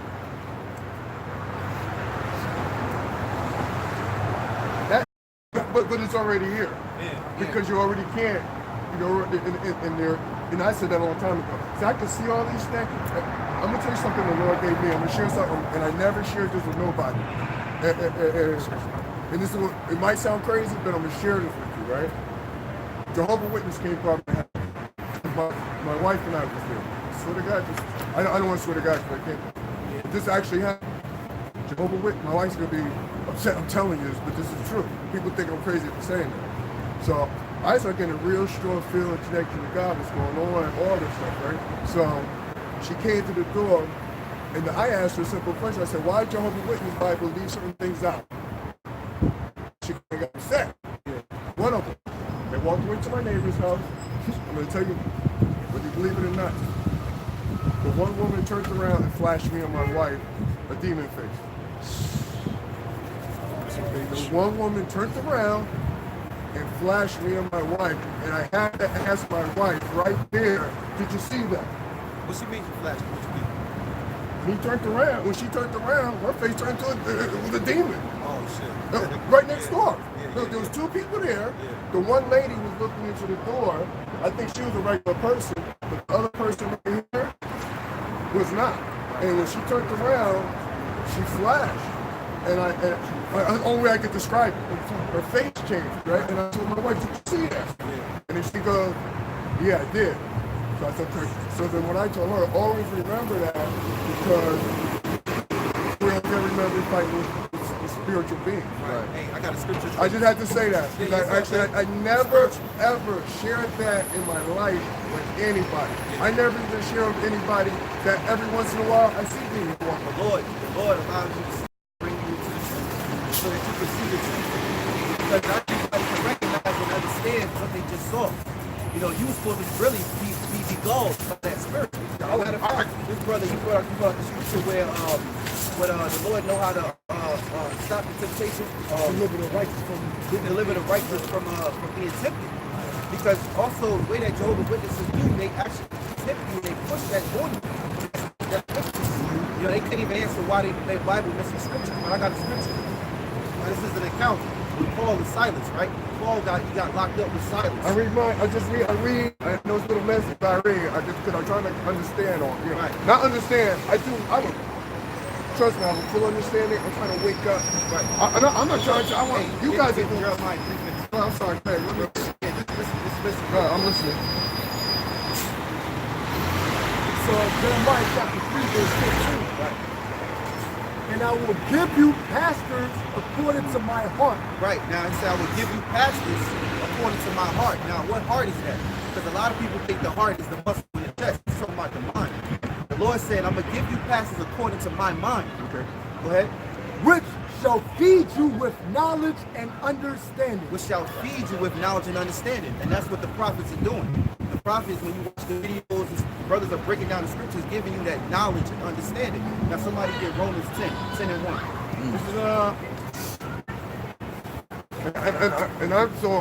I break it down where I stop the video, I turn to the scripture, because not for anything, I don't want to believe man, I want to believe what's in the word. Right. And in my whole life, actually I tell you, when I was 17 years old, I asked the Reverend at First Baptist Church, I'm not going to say where, but I actually asked him, because he asked me to read the Bible, so I read it. Right. So, 17 years old, so I asked him, what's that picture you got there? And he had a picture of the Last Supper with all these white guys here, right? I said, well, I read the Bible, and that's not what it said. I'm only 17. So he go, I'm going to tell your grandmother. She's a deacon and all that. But that's what they do because they're ignorant. But check this out. I'm sorry. Romans chapter 10 verse 1, it says, brethren, my heart's desire and prayer to the Most High for Israel. Right, so Israel, which we understand as the Israelites. Paul is saying, my prayers, his desire, his love is for Israel. Okay? Because a lot of people, I know it's a different subject, a lot of people think Paul went to the Gentiles, which were the other nations. No, Paul went to the Israelite foreigners. Well, hold on. Who they coming to save? They ain't coming to save. They coming to save the people that don't trust them. Right, well, go ahead. Which is us.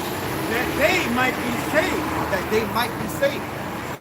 Paul wanted the Israelite all to be saved. He wanted it, but he knew that there was an election too. But his love and his desire for his people. Yahawashi himself, it said Yahawashi had compassion upon his people. When Yahawashi, who the world even called Jesus Christ, when he saw his people and they was lame and maimed and all these things, he had passion. He jumped up on them and healed them, man. You know, but go ahead. For I bear them record that they have a zeal of the Most High, but not according to knowledge. Now, our people, they have a zeal. They have a zeal of, oh, God, Lord, and God, right, so I worship Him. Forgiving people for no reason. But not according to knowledge. Not according to the Bible. That's why when you say you saw you read the Bible and you saw the picture, like, hold on. And then when you ask the question, they come at you. They make like you're a demon. It's a demon on you. Because they don't know how to answer the question. But to finish that, he took it down though. but that's still other people, you know. Right, and this is the whole veil that went across the earth through this man Esau, the so-called white man. He put up this image of white Jesus, which we debunked that through the Bible. Absolutely. And it's easy as day to debunk that. That's easy. I was 17 years old to debunk that, and everyone looked at me like I was crazy. And then I had a job working at Seton Hall University. I'm gonna tell you this, I never shared this either. Ronald Reagan, there's a picture of me in 1982. My wife looked it up online. I was a sergeant of the 4 to 12 shift. And I never forget, I was telling everybody in 1982, nobody believed me. So I used to ride off campus and go to the seminary where all the practicing priests would be at. They have them off campus at Seton Hall, still to this day. So I used to ride over there, and I'm like, I swear, they was going like this. I roll up, guys get the clock, go through there. They were having panty raids, panty parties, running around like little I'm sorry. And that was 1982. And my whole family was I was telling everybody, I was like, what the fuck is this? And everyone was like going, oh no. And now everything popping off now, so I'm like 57. You understand what I'm saying? Right. I was telling people this, because I can see, okay, if you're telling me something, and you slap me in the face, I didn't slap you. You literally just clearly slapped me. You clearly slapped me. So everything this is just for me, seeing all this come about, this happened. Hey, look, I'm sorry, bro. I have some conversations with. I don't keep saying I'm sorry, but I know you're in the middle of it. Yeah, it's cool. But like during the week when I have conversations with people, I tell them like, look, it's so easy now today to believe in the Lord because there's so much wickedness going on. There's so much unrighteousness. You can see it right there. Yeah, it's clear as day that being a homosexual and a transsexual is wrong. 100%. You seeing people parading it. What does the Bible say? God said what? That is abomination, and people want to skip that over. He says it. I read you. You asked me to read this. I believe it because I feel it. And then when I repeat it, you act like I'm crazy. Yeah, I know. I see that. Yeah, but go ahead. And I got 4 children, so my thing right now, I'm also scared for my children because I grew up wrong. Not wrong, not actually being misled. And now I'm trying to get all my kids, and my wife's on my page. My daughters but I'm trying to get them all back. Understand? Come on, man. I'm not going to do that, but but no, everyone's not. Well, 2/3 ain't making it. But bring yours up. Right? Yeah, this is Luke chapter 12, verse. Yep. Okay. Verse 51. 12 verse 51. Suppose ye that I am come to give peace on earth? I tell you nay, but rather division. For from henceforth there shall be 5 in one house divided, 3 against 2, and 2 against 3. So just so you know, everybody in the household ain't going to be with it. I know that. Okay? Right? 2/3 ain't making it. The father. I just want them to be the 1/3. They may be saved ultimately through you.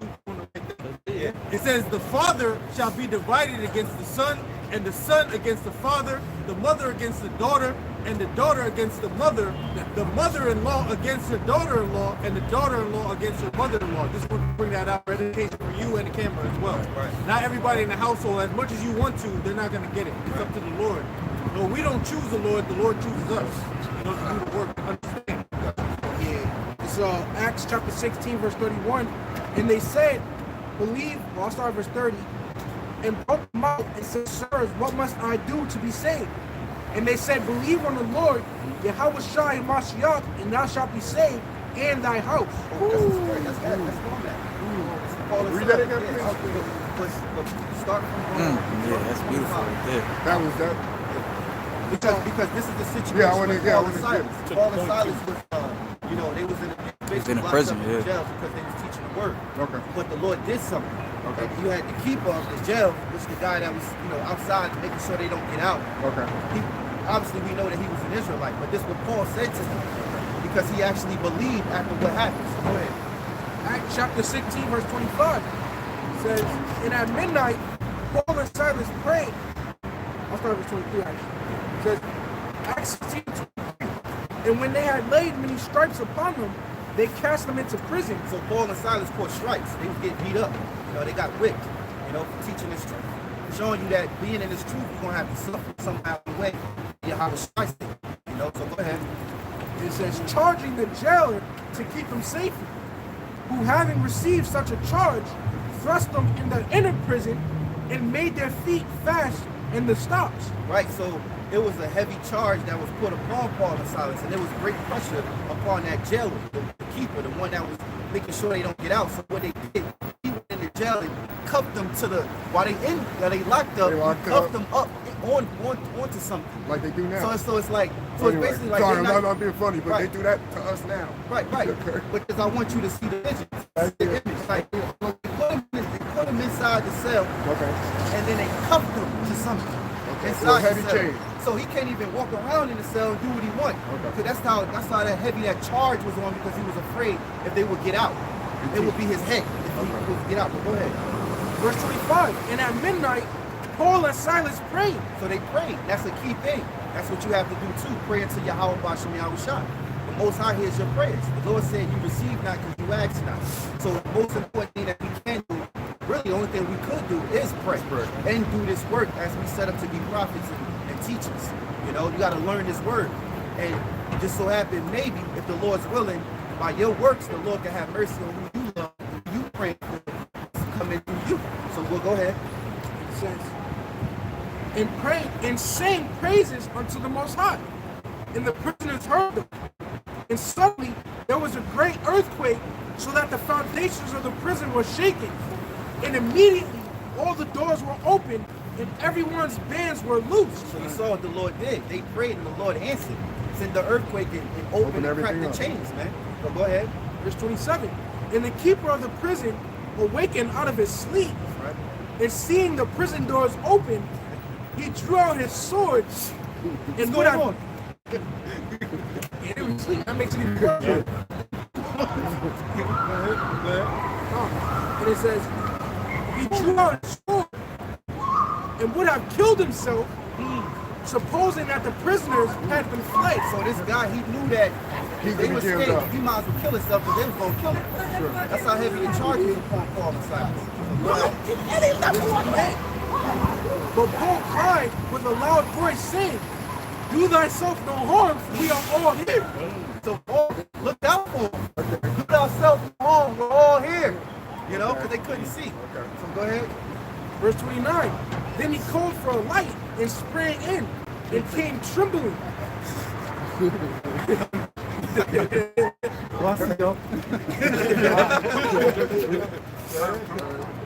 And came trembling and fell down before Paul and Silas. Fell. And said, Adam Abbott. That's the one I listened to. They don't teach the chickens from walking the beast. Okay, yeah, that's all. Yeah, but watch GMS. You know about GMS? Yeah, but I never watched them. I started out with the Abbott one, You can't go and then wrong. Watch okay. GreatMillStone. Okay, GreatMillStone. Okay, I'm talking. Go ahead. thing at a time. It says, and brought them out and said, sirs, what must I do to be saved? Right, so now you're in a situation. What must I do to be saved? I need to be saved. I believe. Go ahead. Okay. And they said, believe on the Lord, Yahawashi Hamashiach, thou shalt be saved in thy house. And thy house. So if you believe in the Lord, obviously you're going to eventually start obeying the Lord, because one thing about repentance, it takes time. You know, you're not going to just get everything right on. You have to learn. So you're going to make mistakes. Even when you do come of an age and you put away certain things that are unlawful, you're still going to go up. The scriptures say we're all fall short of the glory of the Most High, meaning that we still sin because we have sinful life.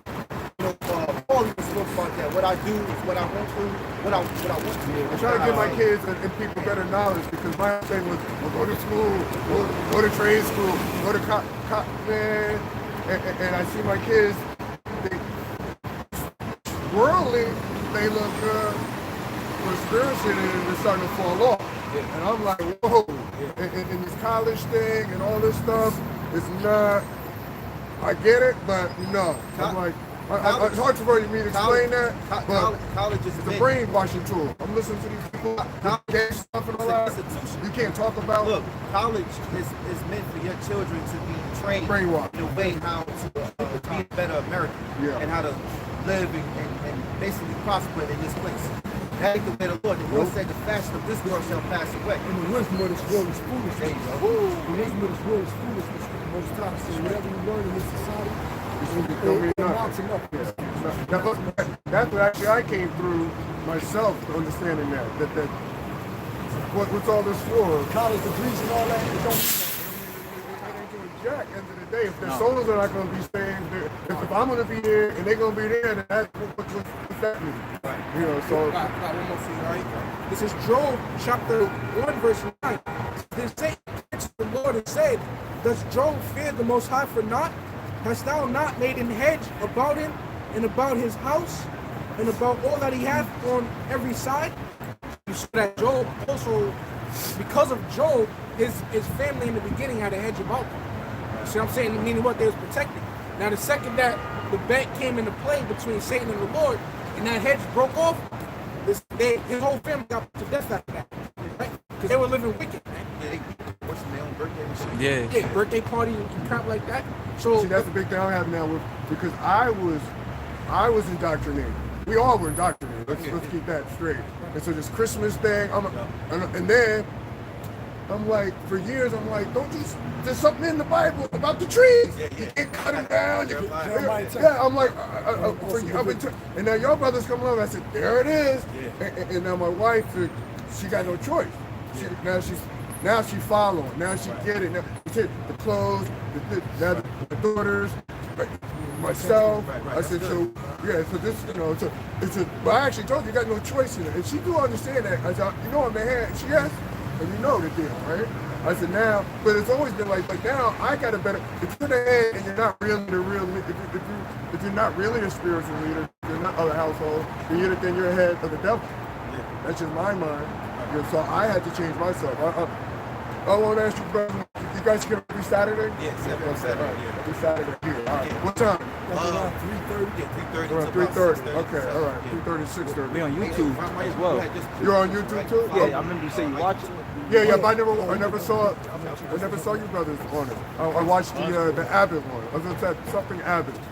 Adam Abbott. Watch great. Then I watched some other one that they was who they were. They was like, I'm like, no thank you. That ain't working. Mermaids. That's that. No. Hey, but I'm gonna tell you this too. You got Israelites out here. You got men that know this truth that was taught, but a lot of them took that. We call it the Judas Priest. They sold out. Got in bed with that broken Edomite, and now they teach their congregation that they should go to the shooting range. You know, they should the chip. Like that's gonna help something. Hey, the mark of the beast is not the RFID microchip. You know, we're not here to try to be ultimate warriors physically. We want to be spiritually warriors for Yahawah BaHaSham and learning this word. We want to train our minds and our spirit to have the knowledge and understanding. Not going to the gun range and getting no guns because that ain't our warfare. You know? So when you see stuff like that, that's hey, get away from here. Because basically what they're going to do is get you killed. Exactly. Actually, my opinion, they're going to be the ones killing Israelites. Yeah. That's kind of deep. But my opinion of how I'm feeling it, I said, because if you can be swayed, if you know the word, and you know Ezekiel, something the same punishment. That's the brain right there, where you got it right up the top of the head. I like that. Also, too, with a lot of these other Israelite camps, they want to be seen of men. Yeah. Look how many subscribers I have, or look how many women follow. We're not in GreatMillStone. It's not about that. It's about this gospel. Right. Right? It's about there ain't no arrogance. Even Yahawashi said he made himself with no reputation. You're not supposed to be like, oh, look, I'm a master. Look what I could do. Listen, no, a lot of those Israelite camps do that. But look who they learn from. GreatMillStone. I can grab a precept. It's a rock or Ecclesiastes chapter 37, verse 14. For a man's mind is sometimes wont to tell him more than 7 watchmen that sit above in an high tower. And above all this, pray to the Most High that He will direct thy way in truth. It's like you said, let's just go back.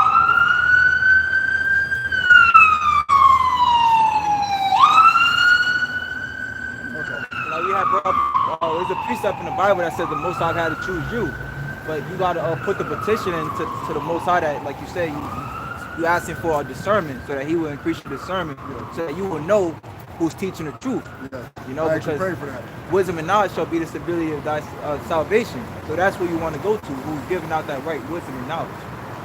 Yeah, You're not bringing out. Just quick precept. This is Ezekiel chapter 14 and 8. And I will set my face against that man. Matter of fact, we start at 7.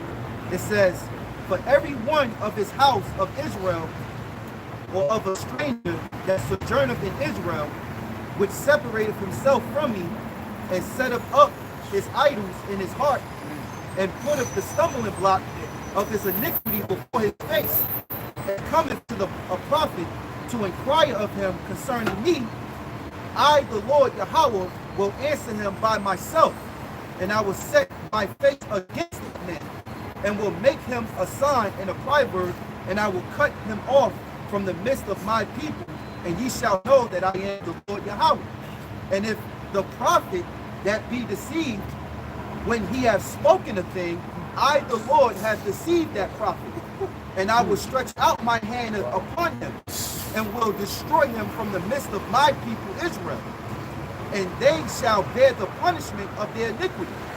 The punishment of the prophet shall be even as the punishment of him that seeketh unto him.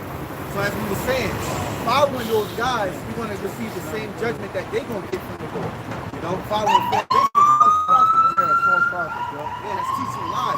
And I said about more too, Isaiah chapter 8, verse 20. To the law and to the testimony, if they speak not according to this word, it is because there is no light in them. Exactly. You know, because if they're not speaking the truth coming out of the Bible, Exactly. which they could back it up in the scriptures, they're not speaking the truth. No, my whole entire life, I always used to tell them that everything is the culture. Not from me having knowledge. I will always say, read it from the Bible. Please read it from the Bible. I don't want to hear your words. Because I want to hear what you say. I want to hear what the Bible has to say. And that's what I've been doing this whole time. And it's very powerful. You guys have an... I use the bathroom so bad. So I really know. I got to use the bathroom. But I'm going to check you guys got an online thing? Yeah, or YouTube thing? Yeah, If you don't mind. And then I'll be back here sometime between a little early, 3:30 tomorrow, next Saturday. Yeah, every Saturday. I rode by and felt it. I dropped my mom off at the train station. Yeah. And then I'm riding through. That's crazy, little I parked right there, right around the corner. I said, let me just come. I gotta feel it. There's no other way. And I'm not looking for, like me personally, I'm not trying to do no rude. I'm not trying to do what I'm trying to do. Learn the word and wake up anybody running car. I carry this in my car with me all the time, and I got different things worked out about the Jewish people. I've been telling people about that. They Jewish. I know you got a They're gonna get destroyed.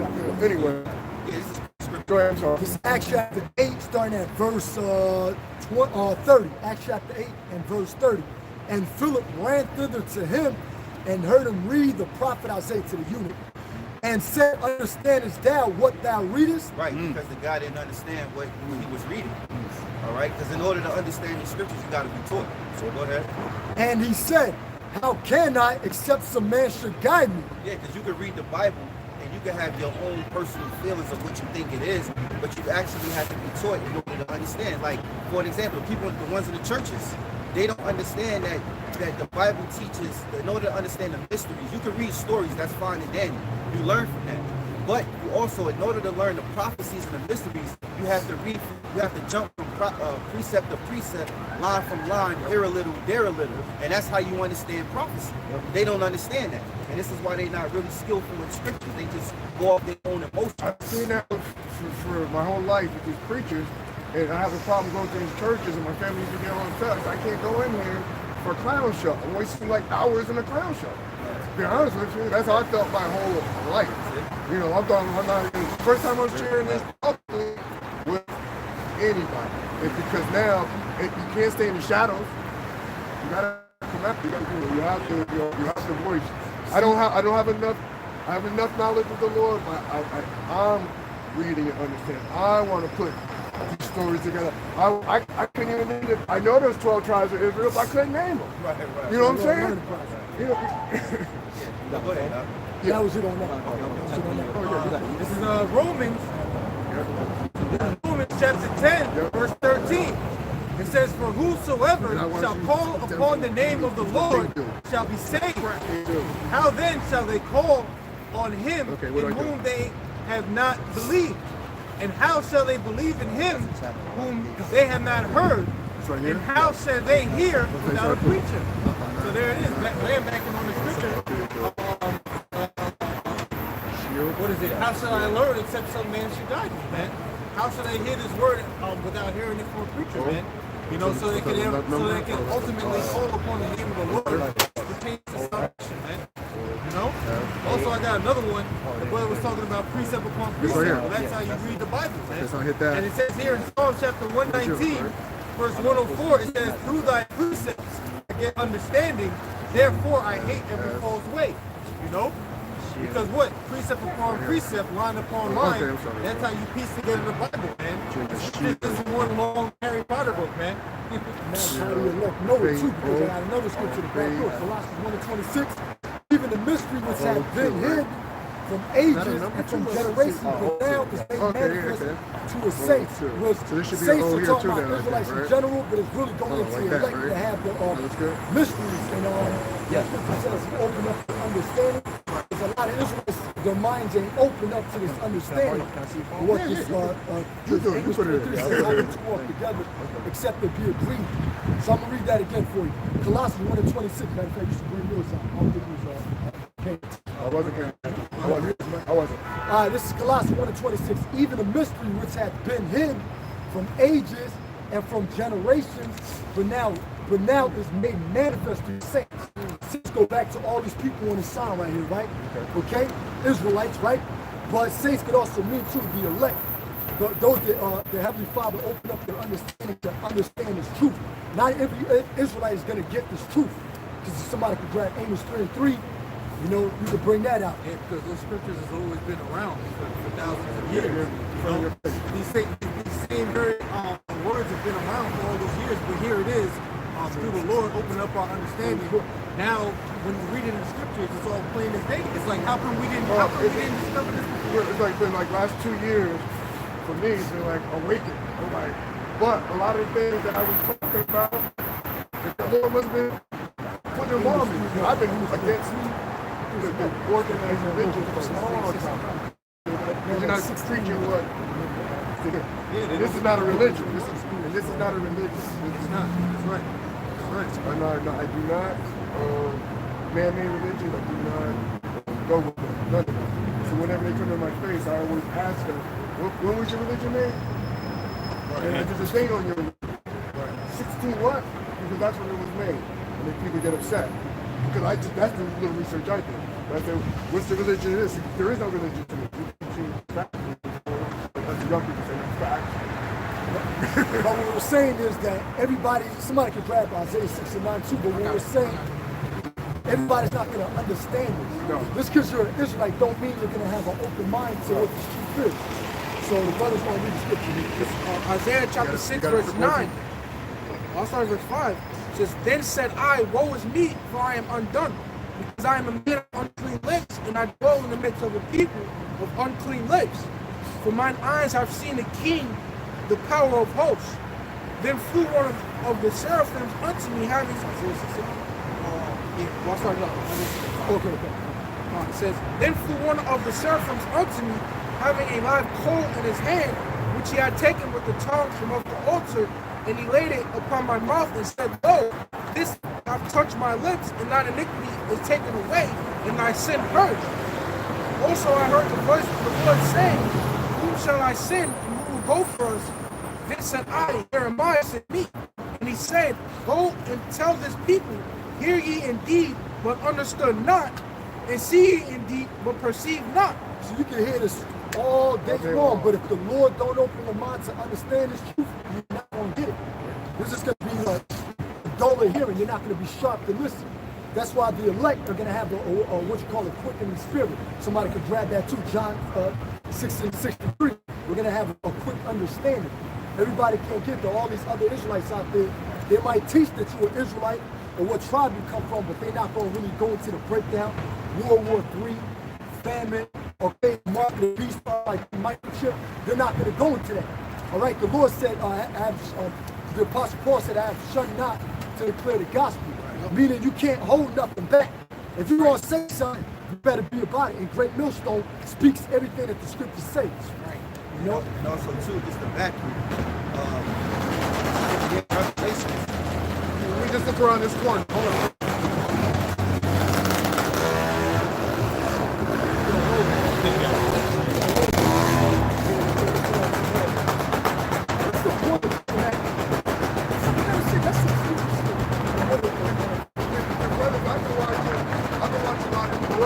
I think there's no time with it, but man, all the signs are here, and that's why I'm like a little. And look, let me bring this out just the back because you got to be careful if you call yourself teaching the scriptures.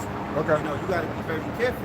I'm not teaching no scriptures right now. Yeah, that's good. I'm not teaching no You got to scriptures. learn. Yes. But this scripture here comes out. It says, Revelations chapter 22 and 18.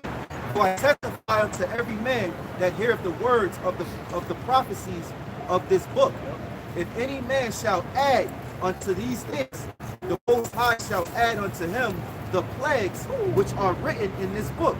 And if any man shall take away from the words of the book of this prophecy, the Most High, Yahawah, shall take away his part out of the book of life, and out of the holy city, from things which are written in this book. You know why I'm smiling? Because that's the verse I always ask Jehovah's Witness about. That's the verse. That's the verse I always ask Jehovah's Witness about. Because you took out a big verse in here, right. and then I go to the verse and they get mad. I said, but that's what that says. Yeah. I get so upset. I said, I didn't do it. Y'all did it. You got me upset? Yeah, I got you. If I ran into a Jehovah's Witness, I'd be like, how come you call on Jehovah when the letter J didn't come out until the 1500s?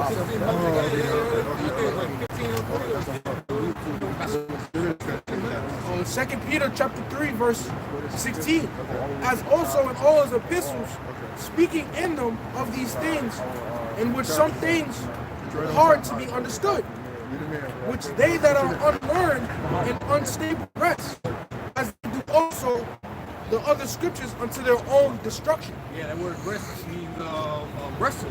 You know, they don't understand it, so they wrestle in their mind of the understanding behind it. You know, and if you don't have somebody to guide you in the scriptures, you're gonna bug out, man. You know? And really today, it's pride.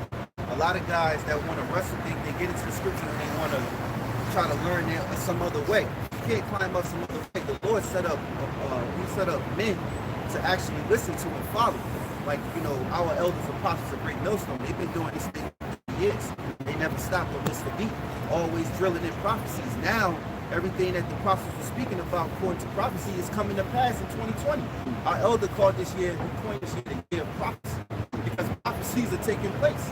You know, plagues, and it was so many things that happened in a month of just January. But normally, going back 10 years ago, that January thing that happened then would have been like a whole year of everything. You know, you had Australia with the animals, the brush fires went over. I think they said it was, I forgot, 5 million animals died in Australia. The assassination of Trump bringing us into what, World War III, which we're approaching. You know, you had plague started in January, the coronavirus. Kobe Bryant died. You know, so that's really a year span of certain judgments that happened, but it happened in the month of January, so showing you that the times are speeding up. And we know what the Lord said in Matthew 24. He said he have shortened the days for the elect's sake, because it's all about the elect. If the Lord don't shorten these days for us, for those of the hopeful elect, which I hope to be a part of, then no flesh will be saved. Meaning that ultimately everybody is going to be microchipped according to Esau, according to these elites, these Rawchas. Okay, according to the house of Esau, everybody's going to be RFID, microchip, becoming transhuman. And we're going to be living in this digital world where everything cash is digital. Everything is done by digital, you know? You turn your chip up, you turn your life up. And guess what? Guess who was actually living this type of sort of life? China. Until this coronavirus come and rock their world. They got 4 major diseases over there now. China. And they must be bugging out because the whole world, you know, I can see what's going on. Yeah. And Moab, they think that's Moab in the Bible. try and get it. They think that they're the next kingdom to rule. But they're not realizing, according to second Esdras, somebody can get that BaHaSham, second Esdras, get that real quick, because according to Esdras talking with the Lord, we understand what time and season we're living in. You know? Got it up? I ain't want to. When he's talking about one here, I got you. Hey, another major prophecy that happened this month was the locust plaguing a lot of in Saudi Arabia too. Saudi Arabia. That's right. I saw the locust thing. That's a biblical thing. That's a biblical one. Yeah, no reason they didn't know where they came from or nothing. And guess what? In the month of this January that just came in, so called, because we the new year here, just to say, because a new year can't come in the middle of a season. This is the Gregorian calendar, which they come up with. They trying to say that this is 2020. Well, all right, so what? All right, they say it's 2020, so what? 2020. But we also forgot to make mention, because I know it's always getting overlooked, it's the earthquakes that happen in Florida. Over 100 earthquakes. Yeah, all over. Yeah. PR everywhere. 600. Will you read that one? Oh yeah, another thing you can't forget either was on Christmas, I call it was the red ring of death, man, around the moon. You know, it was black on this side and the outskirts of the moon was red, man. You know, and that's how Christmas, you know, pretty much outside the New Year came in.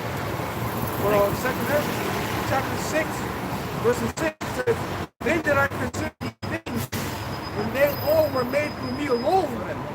God, second Ezra chapter 6, verse 1. Now this is the Lord, man. It says, and he said unto me in the beginning, when this was made, before the borders of the world stood, or ever the winds blew, before it thundered and lightning, or ever the foundations of paradise were laid, before the fair flowers were seen, or ever the moving powers were established, before the innumerable multitude of angels were gathered together. Right, because another title for the Lord, the title is the Ancient of Days. He's the Ancient of Days. He's the first ever to exist on this world. He created through Yahawashi and the Allahayim power. That's the Go ahead. Restored wherever the heights of the air were lifted up, before the measures of the firmament were named, or ever the chimneys of Zion were hot, and ere the present years were stored out, and or ever the adventures of them that now sin were turned, before they were sealed that have gathered feet for treasure, and did I consider these things, and they all were made through me alone, and through none other. By me also they shall be ended, and by none other. So that means that the Heavenly Father, he created it so he could also end it. Basically, rulerships and societies. Because the scriptures also say that he ruleth in the kingdom of men. You know, he might be not visible, but we're spiritual. We know that he's here. We know that he exists. You know, because of the things that he said. Their own science proves that is. I told this scientist, he got upset. I said, your science proved that God exists because you said there's an atom, right? That's the smallest thing, right? But you know, I got deeper than that. That atom has a little program to it, right? It's wrapping around, right? Isn't it doing that? He said, yeah, right? That's called a design, right? He said, yeah. I said, well, there you go. And he got upset. And I said, because your science proves it. And then I got, this was another thing when I was 17 years old, ministers used to get upset because I read the whole Bible. I didn't understand the whole Bible, but I read the whole thing. So I said, what's this firmament thing? And they used to get mad. And then I go, what's this? I said, what's this says that if Earth don't move? They used to get mad. And I said, I don't feel like I'm moving unless there's an earthquake. And I was I'm 57. I was 17 when I was 17 years old. So this is all this stuff coming back since I was 17. I'll tell you, it was First Baptist Church in Vauxhall, New Jersey. That's where I first started when my grandmother read all this. Okay, I came from Detroit, so I was so-called up. I said, all right, I'll read all this. And I said, well, what's this say? You're asking me to read this. I read it. Firmament, cover everything. Earth's supposed to be, and then I got this brother the other week. Man, I said, okay, we learned this stuff in school, right? He said, yeah, okay, so why is the sun and the moon right here? He got mad. Why is the sun right there? Isn't it supposed to be on the other side? No, we upside down. They get mad. Right. But that's just. But that I'm not that smart. I'm not a scholar or nothing. But I just. It don't take a rocket scientist. No, but I'm like. Lord, But I used to ask this question when I was 17. So for me the stuff I'm talking to, I never talk. You know, I talk to family members. But the stuff I shared to you about what I saw, the visions. And that wasn't a vision. What I just saw. Right. You know. Go ahead. Anyway, go ahead. On 2 Kings chapter 6, verses 7, then answered I and said, what shall be the parting asunder of the times? What shall be the changing of times? Because Edges wanted to know. Go ahead. Or when shall be the end of the first and the beginning of it that followed? And he said unto me, from Abraham unto Isaac, when Jacob and Esau were born of him. Now it says when Jacob and Esau were born of him. Why is the Lord telling Edges about Jacob and Esau? When Edges already know about Jacob and Esau. Because through Jacob and Esau, okay, which were twin brothers, it was a prophecy which Jacob was going to, basically Jacob held the hill of Esau coming out of the womb. Because they was actually fighting in Rebekah's womb. But that was symbolic. But that's symbolic for Jacob taking Esau out of the power. You see? So so that's why Jacob and Esau is basically the two major characters in the Lord's movie. So we call this the Lord's movie because it's all played out. Playing the scriptures, the characters, prophets, and the wicked. Then you got the other nations as the guys. Extras. The extras. This is the Lord's movie. And you got infiltrators. Infiltrators. There you go. Go ahead, Al. That was. I'm gonna take it away from you for a second. That's when I was in the world. I'm still in the world, but when I was doing all the different things, even when I was in the fire department in Paris, I used to stay here in North, right? And I used to tell brothers, we did a lawsuit, and I told the brothers that discrimination were in their world. We beat them, it didn't matter. I said, somebody here gonna rat us out. And they would get mad. I said, somebody here gonna rat us out. And they were like, no. I said, you know why? I said, because Jesus Christ can stop it. And they looked at me like that. That's before I knew. I'm trying to get all this under. I need to learn a lot more. That's the point I'm making. And I'm not teaching nothing. See what you just said? I talk to people about examples because I don't know the word enough to be trying to teach anybody. But I know enough that when you start talking some nonsense, I can break down each one. It says, and he said unto me, from Abraham unto Isaac, when Jacob and Esau were born of him, Jacob's hand held first the hill of Esau. For Esau is the end of the world, and Jacob is the beginning of it that followed. So that just tells you. Read that again? It says, for Esau is the end of the world, and Jacob is the beginning of it that followed. So there you go. Who's ruling the earth? Esau. And this is why this devil don't want to be called Esau. This is what he's ran from. The biggest, Brother Shaw always say, it was the saying, the biggest lie the devil ever. Don't exist. That he doesn't exist. That he doesn't exist. But really, the biggest lie the devil ever told was that he's not Esau. Edom. Because they never wanted to be Edom. This is why they call themselves European. They call themselves white.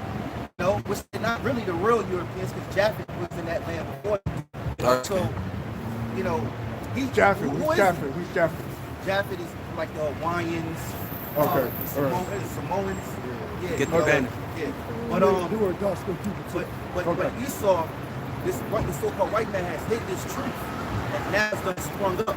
And this is why he has a problem going back to when he came up against the city. Yeah. This is why now they at that time of season to persecute us, to bring us, to mess with us, to cause, to basically to get people. No, not Jersey. They own that ship. Are you talking about? No. That guy. I'm talking about the Jersey City shooting. Oh, the shooting. Oh, yeah. That I knew. Because the news kept saying black Israel. I said, they don't call us black nothing. So I've been listening. I never heard say. I just use their words against them because they always try to that will fall out. I said that's a setup, and they never talked about it no more. Yeah. So that's how I know it's a setup. That guy was. Do we know that guy got killed? Yeah. You know what happened? Yeah, the way because we've been out. Our apostles been out here more than 30 years, so they known about us for a long time, right? They keep it hidden from me because I've been running around here like think I was by myself. Yeah, but look, check this out. They known about the Israelite thing for a long I time. thought I was great. Maybe But they know about the Israelite thing for a long time. Okay. But now they see that it's spreading throughout the world. Yeah. And as the Lord said, when this truth is spoken, this gospel is preached throughout the whole world, then shall the end come. You got brothers in Europe. You got brothers in Africa, Germany. You got brothers all over. So now what they want to do is get a clamps and get a hold upon this fire, because we like fire, just spread it. Yep. So what they do when they knowing that we're enemies, Like the cops sitting there, we know that. That's all of a sudden taking our pictures. Yeah, you know that. yeah. But it doesn't matter because Earlier, you know how you go. It doesn't matter because the Lord said these things were going to happen anyway. Yep. We are going to be persecuted. Some of us is going to have to get put to death and be beheaded for the witness and testimony of the Lord. Some brothers going to have to go through that. Some brothers is going to see spiritual powers and just be taken up in a chariot. Some scriptures tell you some shall not taste of death. You know, so not everybody going to die. When they walk around here, most of these ignorant people, they say, oh, we all got to die one day. That's not true. Some of us is not going to die. Some of us was born in Babylon, and it's not going to see death. All right, I believe so. I read it. The things you're telling me, if I have a question, I'm going to say it, because if I didn't read it, if I don't remember it, then there's just somebody talking. So when I started first going on reading us, I would take my Bible. I only had the King James, so I go back there. Then I start hearing about, I've been on about the things that were taken out. So now I got to get that. I can't even pronounce that properly. So now I got to get that. Then I got to ask me to read something that was incomplete. Right. Yeah, what the devil did, he took the Apocrypha, because you can get the 1611 version, King James version, and it's in there already. Oh. Right. What they did was, oh. Look, let me show you. It's 1611. Oh, yeah, he Jim. got it. There you go. Right here. But check this out. Okay. What they did was, So you could get the 1611, and you're good, and then, but they took out all the rest of them. right. So they keep changing the Bible. But yeah, they doing that now. NIV, English version, all that Yeah, other stuff. yeah. But what they're doing is they're playing on words. Now, words are powerful. Yeah. You know, which is especially our Hebrew tongue, which was taken from us. Yeah. You know, brother, you brought me.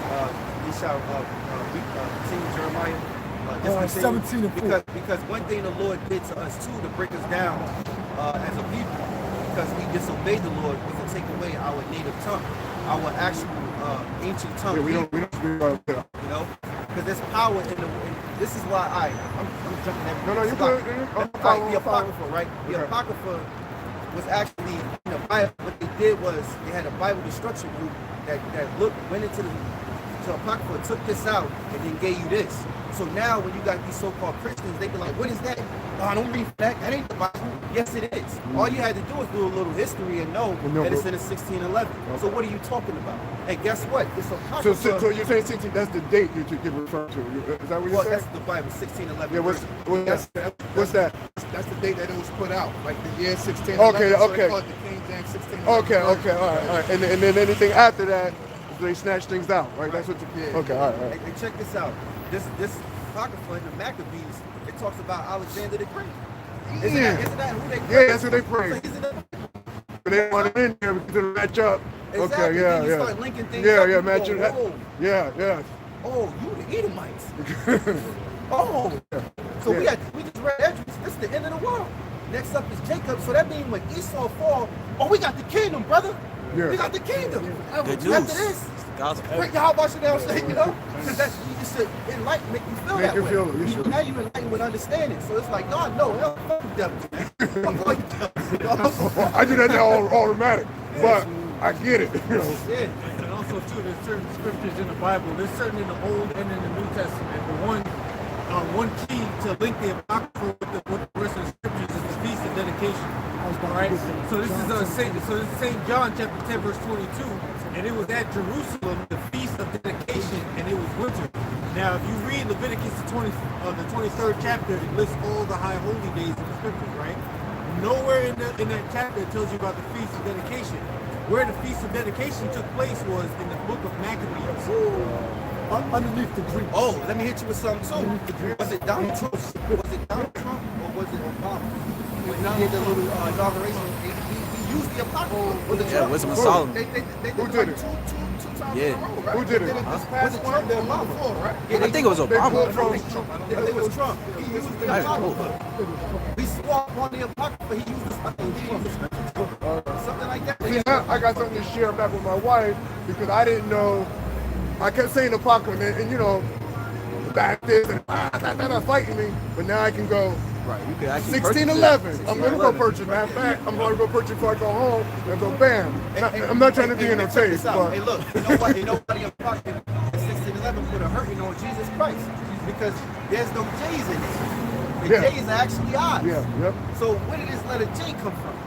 Like this brother said, around the 15 to 16 Right, century, that's a good point. It came out, and if the Lord was Hebrew, and he was of the tribe of Judah, wouldn't he have spoken Hebrew? Right? So if he spoke in Hebrew, what is his Hebrew name? It's this, Yeah, it's like, this can't Well, this is all confusion here, from my opinion. This whole thing has been confusing. You said, I'm 17 years old, they said, read this Bible. And I read it, and I go, this don't match up to nothing you're telling me. And they used to get mad. I said, Jesus don't look like the pictures you're showing me? I said, you're not answering me about this, about the firmament. It's at the very beginning. You're not answering me about it's set on pillars. It don't move. That's what it said. But now you following everything these devils are telling them. Hey, when you saw Don't Be a Menace, he said, don't ask no questions, just give the money. Yeah. I ain't joking when he said that. No, they serious artists. There's truth behind every single joke. And our people already hit to these so-called Christian churches, man. You know, hey, the scriptures call them harlot houses. Matter of fact, because, right, they going back to what? That 501c3 charter, man. Right? This is Job chapter 15, verse 34. For the congregation of hypocrites shall be desolate. Now, the word hypocrite goes to the word active, meaning what? They're active, man. That's not really them, who they are. You know, on Sundays, that's not even them for the rest of the week. Matter of fact, it was in the show Godfather of Harlem, where I forgot the dude's name. He was like a reverend, and he said a so-called curse word, right? And he said, hey, reverend. He was like, hey, you a reverend? He said, it ain't Sunday. So you see, they're gonna show that they putting on that Sunday. Listen, all that is chasing all these women and nobody can see it. All these fags running the freaking choir. Yeah, people used to get mad when I used to say that a long time ago. You got fags running the choir. You get upset when I say that. I said, the Bible say right there that they're abomination. You're not supposed to sleep with each other. I said, so that's what you told me to read, and I believe it. And people get, I had to leave my daughter's my oldest, that's what I'm saying. My oldest is an English teacher at Union High School, right? And I was working security when I retired. I had to leave because of all the madness I saw. I'll tell you, I'll give a testimony to y'all. At Union High School, the principal had called us to the high school to March, not this March, the following March, and said, hey, there's this boy, black boy running around, regular clothes on, with brown panties underneath. And I'm in the room like this, like, oh, we all in there. He called a meeting for this. So I said, my exact words was, so who's gonna follow this boy into this room and get sued over whatever? It's getting set up, right? And so defensive coordinator for the football team works security. Big fat guy raised his hand, I'll do it. I quit that day. I quit that day because I told my daughter, I'm gonna say something here and they ain't gonna come after me because I don't care. They will come after you, there's gonna be a big problem. So let me break out here, but I'm trying to put my daughter out of this because these school systems are wicked, bro. They are wicked. Wicked. Yeah, man. There's 4 states, right, where LGBT starting next school year, right? LGBT history is mandatory. And New Jersey is one of them. You got New Jersey, you got California, you got Michigan. My youngest daughter, only for the simple reason, the other ones went through all the school madness, and the last one, we had the homeschooler. She's in college now, but we had to take her because I need to break her away from all this madness. Because when I start waking up, I gotta share it. Check this out. I don't know enough though. And you know where they're gonna teach you that. They're gonna be very graphic. They're graphic now. Oh yeah. They're very graphic. Is that called child pornography? Is that called? Exactly. Right. Come on. And they doing it on television and cartoons. Well, it's the internet. When the internet first opened up, I said I used to ask people. My kids never did it. I never let her go on that shit because I said, would you take your child and put them in the middle of a stadium full of pedophiles? The jokers used to get mad at me. I said, well, internet. You're doing right. I'm not gonna put my kid in the middle of pedophile, a stadium full of pedophiles. Right. That's what you got. Check this out. Sorry. I can share with some people who I can actually say, and people looking at me because I'm saying he's the You got these fags in these. I guess so. You got these fags in these freaking churches. This the homosexual. Okay, I grew up in a different era. And it is what it is. I'm sorry. We agree. It's just You can edit that out or whatever. No, You can be homosexual over it if you want. I grew up in a different era. That's a disclaimer. Yeah. That's a disclaimer. And me, I was not born that that's correct. I was born that that's degenerate. Right. Okay, that's how I was raised. And most people do understand that. Even most of us do understand it. Yeah, they know. 100%. And they're out here pretending as if they down with that. Hey, so check this out though. With the passing this law in Jersey, that these schools are now going to be teaching homosexual history. All right, they're going to be teaching your child. You know, remember in high school where you will have one half of the year doing gym, and then the other half you will be doing driver's ed, and sex ed. So what they're going to be showing your child doing driver's ed / sex ed, they're going to be showing your child how the proper way, because they showed, I remember when I was in school, they showed the proper way how to put on a condom. For safety reasons. So how much more when it's two men, they're going to be teaching your child this. They're basically forcing your child to accept homosexual behavior. Hey, they got that William Porter dude too for Sesame Street now. Oh yeah. Hey, man. Well, shit, if you don't like it, then don't watch. Yeah. I didn't know that. It's a guy, I forgot his name too. What's his name? It's Something a guy Porter. that basically dressing in a woman's dress and he's on Sesame Street. Yeah, William so Porter, you know the agenda is to get your kids. Yeah. So your child 2, I know 3 that. years old, You ain't tell- watching Sesame I've been Street, watching watching this. this man in a dress. I've been That watching is this. crazy. It's a cartoon. Transgender Barbie doll, man. Transgender Disney shows too, man. Well, Yeah, that shit was called. Well, it falls from here because if they turn that normal, I can't condone none of that. I can't even be a part of that world. I was. Like I say, I'm alive. I'm part of the world, trying to do what they doing, but thinking I'm a little bit better. But nah, you can't be a little bit better. You have to be all in or all out. This is 2 Timothy chapter 3, verses 13. It says, but evil men and seducers shall wax worse and worse, deceiving and being deceived. So there you go, man. Times is gonna just get worse and worse, man. And when you think about that school, you think a real man is gonna be teaching LGBT history, it's gonna be some big gay out, man. And now who knows what's really gonna be going on in the school? He can have the son come up and illustrate, he can be touching his rod and all Because that. females, you got the guy on gay females running around, and you get to school, I'm like getting a little tired of all this for real, because and then they got rid of the black principal, the first black principal they had there, they got rid of him. Because the dude that I have a conversation with him, he wanted to do some good things for the school. They didn't want him there. I said, you know you're black, and you're trying to do good for these kids, they're gonna get rid of you. And sure enough, they sent the gay athletic directors to sue him. To sue the first black principal in high school. They sent the gay athletic director, and so they had a pressing charge against each other. They filed, but he's out. He don't have a job though. Yeah, let me bring this out right quick. Jude 1:7. Even as Sodom and Gomorrah and the cities of themselves, and what they were doing in Sodom and Gomorrah, that was the behavior. New York City. You know what I'm saying? So this is a warning. The Lord is warning, and this place is infested with that. You know, I ain't gotta keep saying what it is. We know what we're talking about. Just for camera's sake, because So they'll cut you off on the. You know, but anyway, this place is infested. But with my that. thing is, Wait, why are we always so? Like now, men are like becoming scared to say things. That's like what the frick? What's going on here? That's the part. That's the part like getting me. Yeah, but the Bible warns us if any other. I don't want to talk about though. You know what I mean? But I don't want to. But at the same time, we can't say nothing. Come on, man. The time will come when we ain't gonna say nothing, man. Because the scriptures speak about the famine of the word. Meaning if you ain't getting that time, you ain't listening to the word, you ain't trying to repent, that's it, man. It's gonna be the spiritual work all over again, man. Are set forth for an example, suffering the vengeance of eternal fire. Okay, biblically, the prophecies state that the Lord created a nuclear missile. Right? He created the waster to destroy, or Isaiah 54, 16, we're going to that.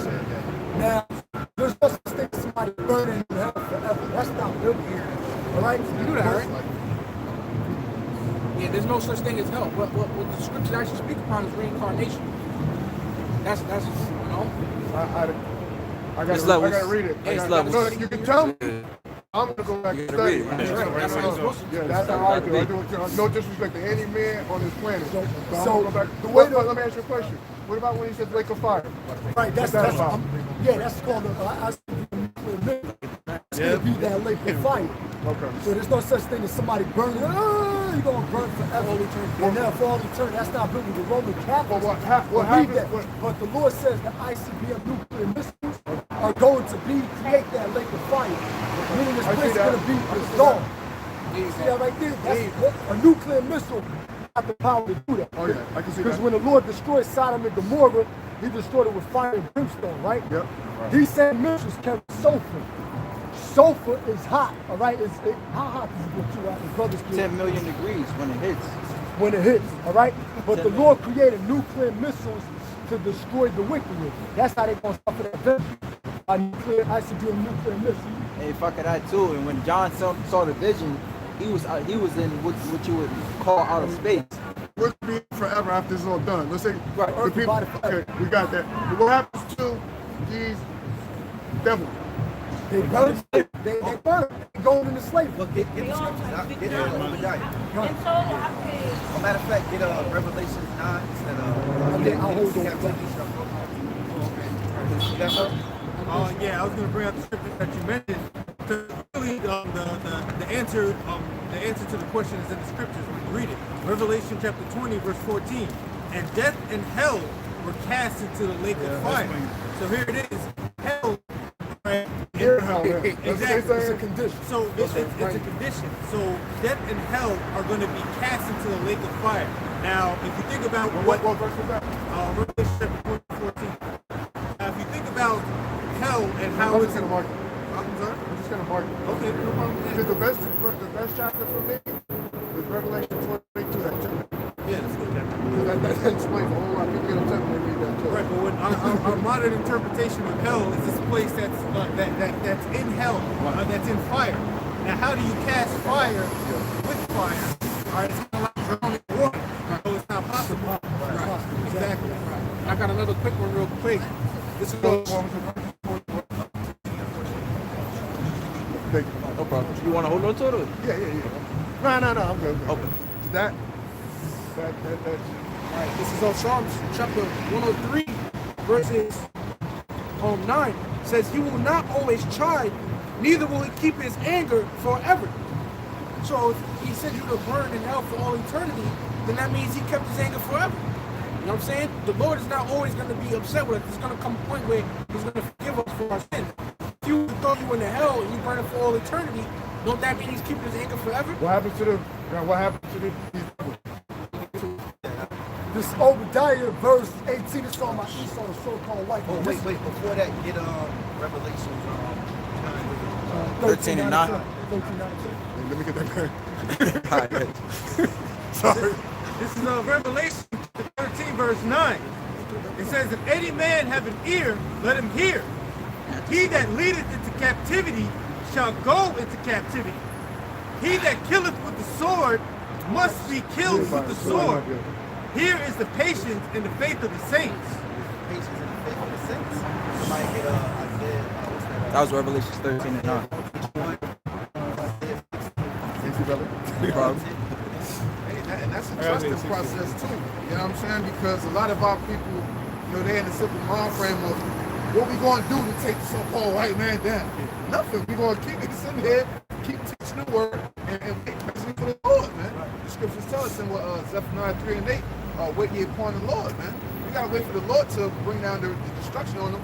We just destroy them now with the spirit of the Lord. The word. You know what I'm saying? That's all our position is right now. Until that day when the Lord actually turns sin upon us, gives those spiritual powers, and then it's going to be our time to, put And when we get these brothers out here running around, like we talked about this before, some of these brothers out here, they're mixing this up. Right. They're not having the right. Because I've been listening to a few, and some of them are like, this ain't matching up to the word, and they're feeling it. Look, everything is drawn out by prophecy. Yes. Ecclesiastes 3:1. Somebody. I want to keep. Because look, everything is drawn up by prophecy. Everything has this like process. It's a process. Yeah. It's like right now, all we can do, we can't do anything. We're not trying to. All we can do is what the Lord said to do is go out there and prophesy. And while it's prophesizing, it's fulfilling a particular Ecclesiastes chapter 3, verse 1. To everything there is a season and a time to every purpose under the heaven. To everything there's a season and a time and purpose under the heaven. So the time to hunt, this brother's getting into, that's going to be at the time after when the Lord brings us off those chariots and give us those new bodies. Eventually we're going to have to clean earth, destroy this place, mainly here in Babylon the Great. Brothers who are going to be in the chariots going to receive new bodies. We're going to have the spiritual bodies, bodies that will never die. We're going to be actually gods. So here it is.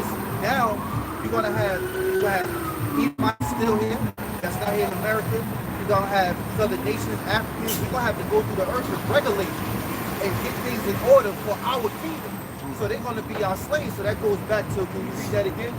Revelation 13:9. Revelation chapter 13, verse 9. If any man have an ear, let him hear. He that leadeth into captivity shall go into captivity. He that leadeth into captivity shall go into captivity. He led us into captivity. What about the people you bring back from the dead? Oh, what you talking about when what you talking about? Oh, you talking about the first resurrection? Yeah. Somebody get Revelation 20. First resurrection. Yeah, but We just talked about that. It's in there. yeah. Because I'm But just the trying. first resurrection is us with the Lord. Meaning that we're not when we put up in chat. Somebody get the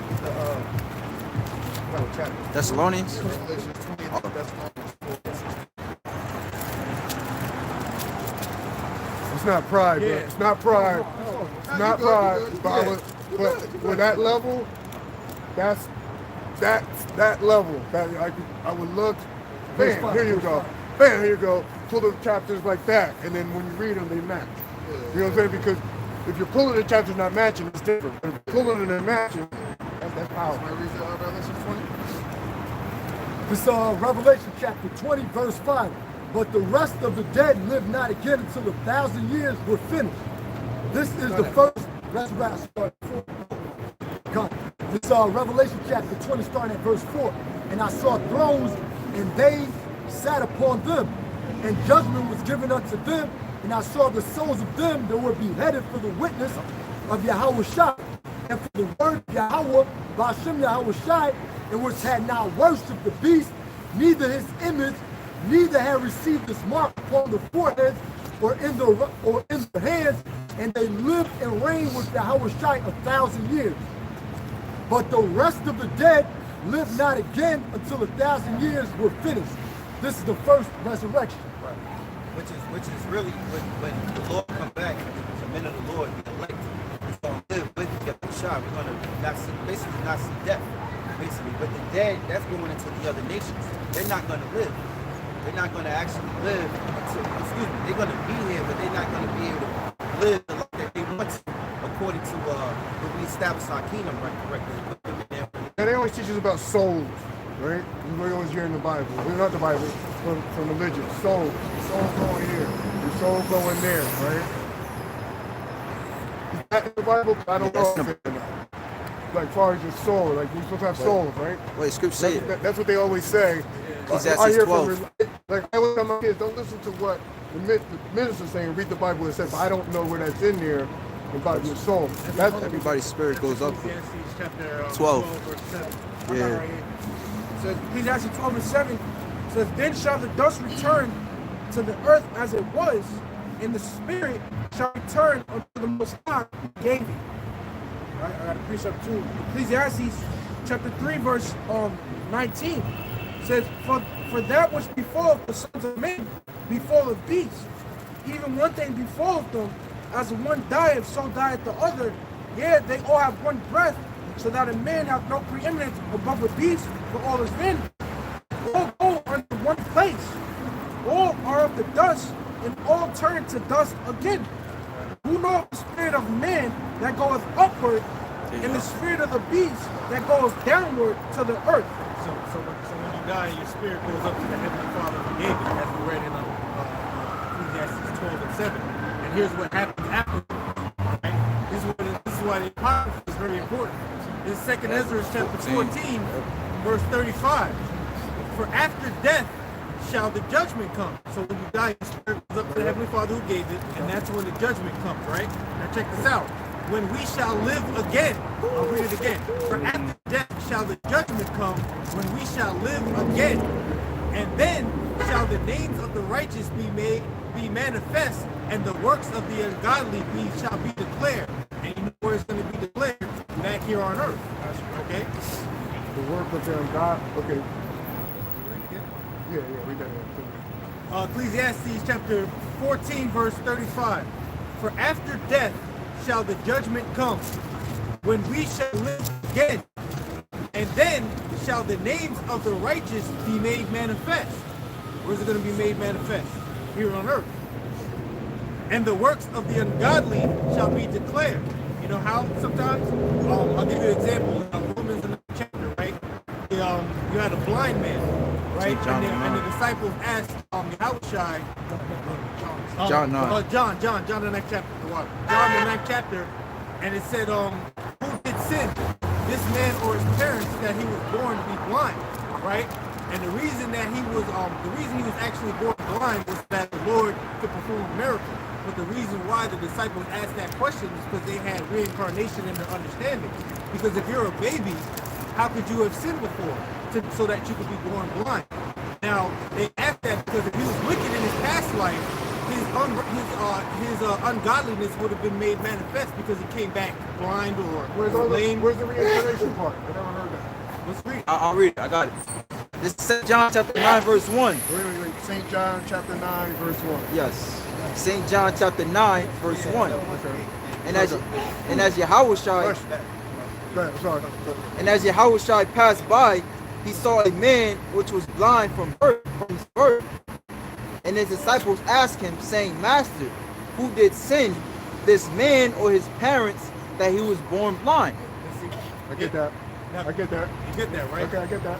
So you ask, where does reincarnation come into play? The disciples asked him, who did sin? This man who was born blind. So the disciples asked, who did sin? This man or his parents? Now, why would they ask if this man sinned? How could he sin if he was born blind? Right. Oh, okay. That's where reincarnation comes. Right. But the way I'm interpreting that, the way I'm reading and hearing it, is that the child was probably inflicted with blindness because the parents were messing up. No, it says his man or his parents. But what was the other choice? It was the choice. It was either that who did sin. This man, it was a child. Or his parents. They said this man, the child, this man, was this man or the parents. So meaning that he was back in reincarnation as a man. That's why they said this man or the parents. They were speaking upon the child. Oh no, Let me bring this up. Let me bring this up. I'm not disagreeing. Just I know. I get that one a little more harder to understand. So real quick, this Psalms 104 and 29, like how the brother put out, like when you die, like the spirit goes up to the Heavenly Father, right? So this is the second half of that. Psalms 104 and 29. The hottest they face, they are troubled. Thou takest away their breath, they die and return to their dust. So what we know when you die, what as the brother wrote that scripture, the body goes, and the spirit goes to heaven, right? So then there's another portion that said, then how the brother brought out, but then you receive the judgment for what you've done during your lifetime, right? Okay. So after that, so now what happens after you receive the judgment? The spirit goes up. Verse 30. Thou sendest forth thy spirit, they are created, and thou renewest the face of the earth. So the renew means what? Bring back again. So now, so after you died, you went up to the Heavenly Father, received that judgment. Now he puts the spirit back in the earth again. You renews the face of the earth. You get me? I got something too. I'm listening, but I don't what I don't get. So we all can't be from somebody else. That's what it is. Because that means that if Rick, that means they're not. Well, I'm from somebody else. What you mean when you say like somebody else died, and their spirit is now in me. No. No way. I'm like, what? No, you just come back in a different body. Yeah, that's all same it is. spirit. Your spirit comes back into the earth, but you're in a different body. That's all it is. Well, I got another one. Okay. I got one. Right. Real quick. Revelation chapter 1, verse 7 says, behold, he cometh with clouds. Talking about who the boy called Jesus Christ, right? Says, behold, he cometh with It's clouds. not Jesus Christ. I got that part. Says, and every eye shall see him, and they also which pierced him. So the people that pierced him was about 2,000 years ago, right? So how in the world are they going to see him? What are they, 2,000 years old? Read that again. This is Revelations 1:7.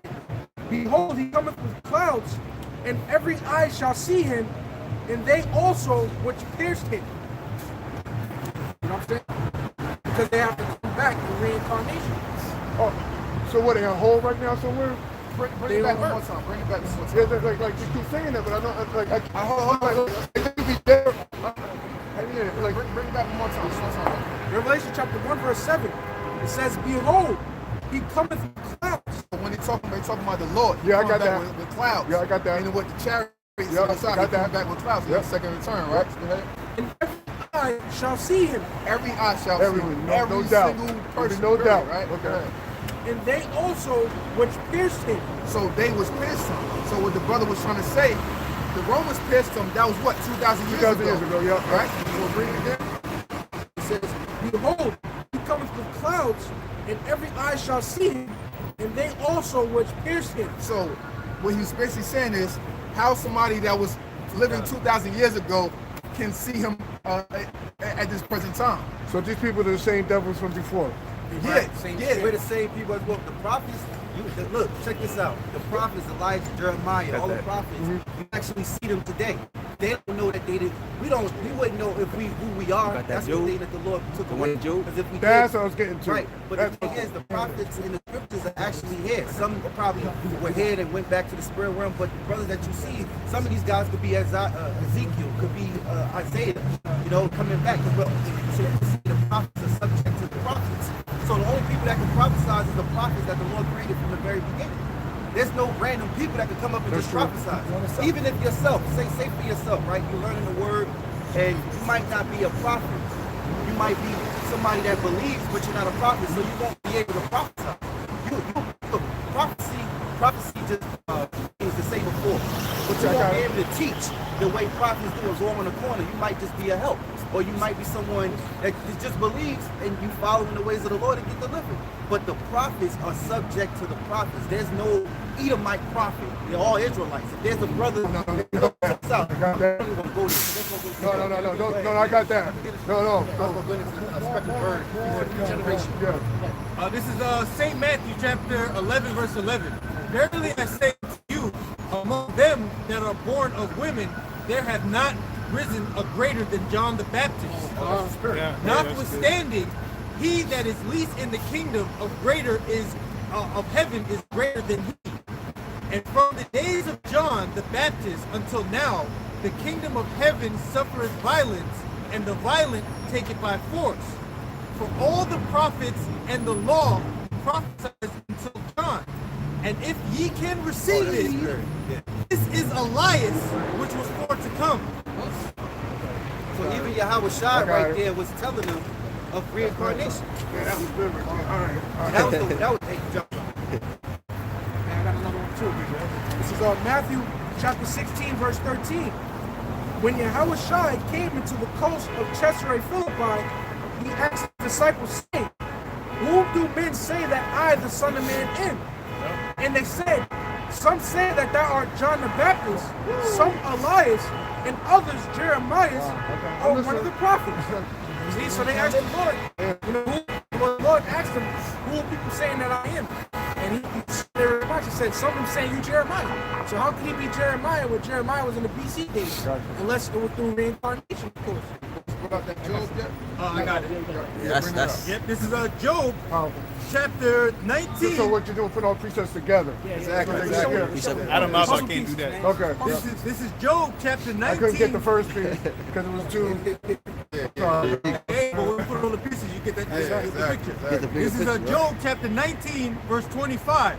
For I know that my Redeemer liveth, and that he shall stand at the latter day upon the earth. And though, listen to this, verse 26. And though after my skin burns destroy this body, Yet in my flesh shall I see God, the Most High. All right. Hey, get it done. This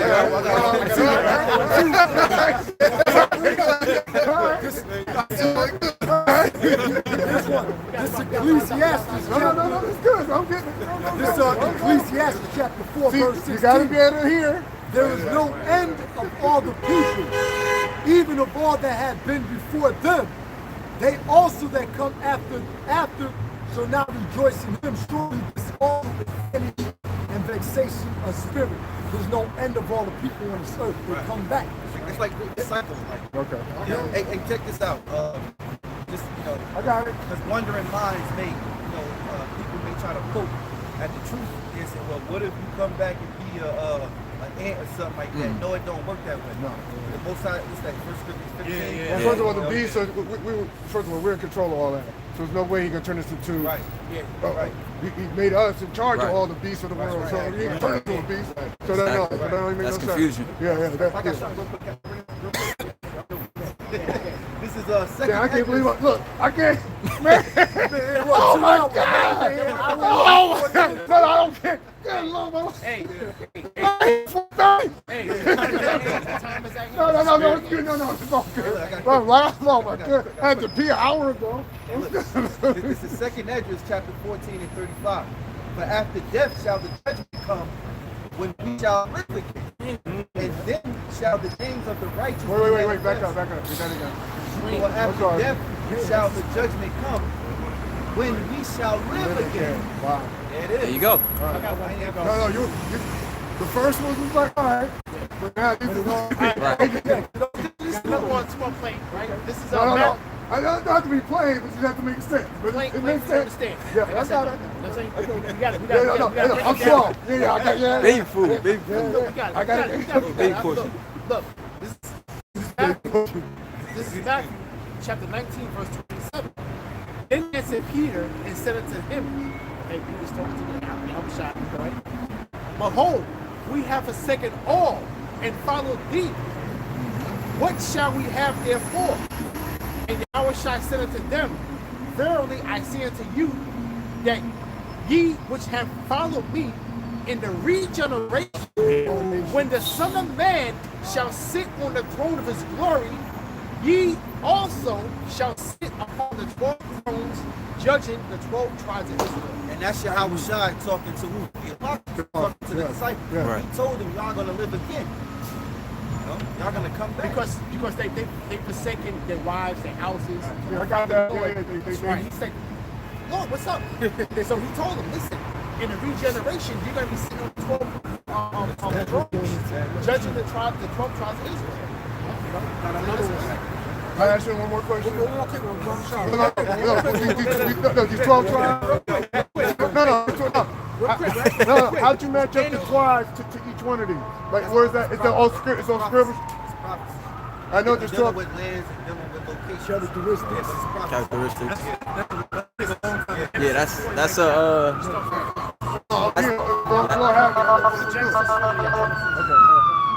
Real quick, right? Here we close my game. It's Daniel 12 to 13. It says, but go thou thy way till the end be, for thou shalt rest and stand in thy lot at the end of the days. It says, but go thou thy way till the end be, for thou shalt rest. It's talking about Daniel, right? It's talking about going back into the grave, right? Back into the spirit world. But it says, and stand in thy lot at the end of the days. Meaning what you got it. Then you coming back. Then you could be back. No, listen. He's gonna stand in his light amongst the elect. You did it by precept the upon word. precept. Yeah. See, I got precept. That's how you read it. Yeah, I don't. Which is good. But what you can interpret, I get that. I love it. That's the key. That's the thing I was looking for. 17 years old. Jeremiah 15. That's what we brought up. Yeah, quick precept. It's Ecclesiastes 1 verse 9. That's the spirit. It says, Ecclesiastes 1 verse 9. The thing that hath been, it is that which shall be. And that which is done is that which shall be done. And there is nothing, no new thing under the sun. Yeah, it doesn't. Nothing. right? Are we not under the sun? We are. Keep reading on that. I agree. Yeah. It's verse. This is verse 10. It says, "Is there anything whereof may be said, see, this is new?" Hey, don't you have newborn babies born all the time? You know, you have somebody has a baby, you got a fresh baby. The scriptures is telling you there's nothing under the sun that can say, see, this is new. Right. You know? Hey, can you start that back from the top again? Yeah, can you, from now. If I can add real quick too, because you might have, like, let's say you have a son or your nephew, you be like, oh, you remind me of my father or my great grandfather. You know what I'm saying? That's because that spirit has came back now. You know, there's nothing new. You know, their characteristics or even how they look. They might have a particular nose or something that, you know, that may remind you of your great grandfather or something. Before you read that real quick, this is Exodus chapter 20, verse 5. Thou shalt not bow down thyself to them, nor serve them, for I, the Lord thy God, am a jealous God, visiting the iniquity of the fathers upon the children unto the third and fourth generation that hate me. Hey, that goes back to what the brother had read about he that following the Lord is going to basically be following back when he come back in the regeneration. Re meaning again, and generation meaning gene. You know, when you come back you'll come back in the same lineage 3-4 generations down the line. And I think you come back every 30 or 40 years. Yeah. Hey, do we gotta get off? Yeah, come start from now. I know this is all true, because I told you what I shared with you, which I never shared with nobody. And like I said, when I was caught up in all the worldly things, I could do this, make money, this, that. I just this is not where it's at. We gotta get the soul saved. This is not where it's at. I went through all that. My friend died on the job. That's what woke me up. And that was a big awakening. And then I saw. So what happens to him? My friend's dead, right? In the spirit world. He's gonna come back again. It's a newborn baby. He's gonna come back in. It's a newborn baby. I'm gonna read this verse 9 again. The thing that have been, it is that which shall be, and that which is done is that which shall be done. Right, so quick precept, right? Ecclesiastes 6 and 10 says that which hath been is named already, and it is known that it is men. So there you go. Read that again. Understand that's talking about men. I'm gonna keep going. It says, and there is no new thing under the sun. Verse 10. Is there anything whereof it may be said, see, this is new? It has been already of old time, which was before us. Right. So now, I'm keep going. Remember, like sometimes we have look at it. We've been here Yeah. Actually, when you're talking, I'm feeling it because I'm thinking. Right. That's the spirit. Right. I'm keep going. Come on. It says, verse 11. There is no remembrance of former things. Now this is the key because we brought up the scripture before. Okay, no. While he was That- saying, See, that was the question I was Yeah, actually that was answering. I didn't ask that question. But that, okay, I know you that again. I'm gonna read again. It says, That was the question I had in my head, but it didn't come out. it says, there is no remembrance of former things, neither shall there be any remembrance of things that are to come with those that shall come after. what was that in the book of Matthew where they were asking, are you Elias? And they was Yeah. like, no, he was like, no. Why? Because there's no remembrance. No remembrance. Okay, that was it right there because my mind, I was like, okay, we was born before, here before. Wow. Yeah, we can't remember. Yeah, the Most High blocked that. Because imagine. Well, I don't if question one nothing of the us- Most High said, because that's right out the door. I Like question what man said. Yeah, but like imagine like we said we the prophets of the Lord. So imagine if this brother knew who he was back then. He might have some pride, or I might have some pride. There you go. That makes sense. Now it makes sense. Yeah. Yeah, he's Joseph. He's running around. I'm Joseph. Yeah. Okay, I got you. I got you. That's- No. I'm just throwing it out there. Hey, you know what? Now it makes sense why the Lord do that. Or Pride part. or then somebody just in general that's just a piece of shit. Now they know, oh, I'm just a piece of shit. Well, fuck it. I'm gonna go just go kill motherfuckers. I'm gonna do this shit. You know what I'm saying? Like, yeah, it is. Oh yeah. I ain't gonna make it anyway. Yeah. a little bit of a glitch sometimes, which is called like they Deja vu, right. It's like, it's a lot. Yeah, and we all get that throughout our lifetime. Yeah, that's what that is. It's like, Yeah, you don't know what they're going to do. yeah, right. But you know, in your spirit, you feel it happening for. Like, I understand that, yeah. Yep. But I had no answer for it. Right. I had no answer until now. So I'm definitely going to pick that up on the way 1611. 1611, yeah. Make sure it got the apocrypha in it though, because they do make some 1611s without the apocrypha. Okay, see, that's the very first one that I bought. Okay. I bought it was a 400-year anniversary. And it had no apocrypha. Wow. I was mad as hell. Okay, all right. Yeah, get that red letter. Get that red Yeah, letter. the red letter too. Okay, The other thing with reincarnation is you might see what these devils did to you in your past life. You don't really want to know. You might go berserk on that shit. Yeah. That's why we think that we're really mad at the so-called white man, but we have no fucking clue, man. That's why the Lord says He's gonna put His anger within us. We're not even angry enough, man. If we really know anything, we come in the middle of the night, taking our damn wife, man, taking our kids, we will go berserk, man. There's you get the Bible app, you get the app on your phone, there's a Bible with the apocrypha. I got a Bible app, but I don't have that. Just type in, when you go to the store, type in with the apocrypha. With the pop in, it'll pop up. With the apocrypha. Yeah. The thing is now, because the U's are actually V's, and the V's are U's, right? So now when you read it, it's the V in it, the V is the V. And then if you read something instead of like the word have, instead of a V, it's being A U. and sometimes you'll see certain words that end in an E or with two E's. Okay, all right. And then there's no J's, but the I instead of a J. So now you have to read the King English. That's how it's written. Hey, real quick, I'm gonna bring this out. Why did they create this J? Was that for confusion? Yeah. So that's language. Okay, that's good. All right. Look, I'm gonna read the scripture because this also applies to the first question you asked, like what's gonna happen to Esau. What's gonna happen to them, right? So this backs up this one. This is Ezekiel chapter 25 and 12.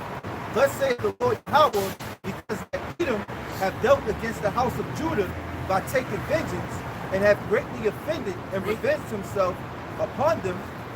Therefore, thus saith the Lord Yahawah, I will also stretch out my hand upon Edom, and I will cut off man and beast from it, and I will make it desolate from Teman, and they of Dedan shall fall by the sword.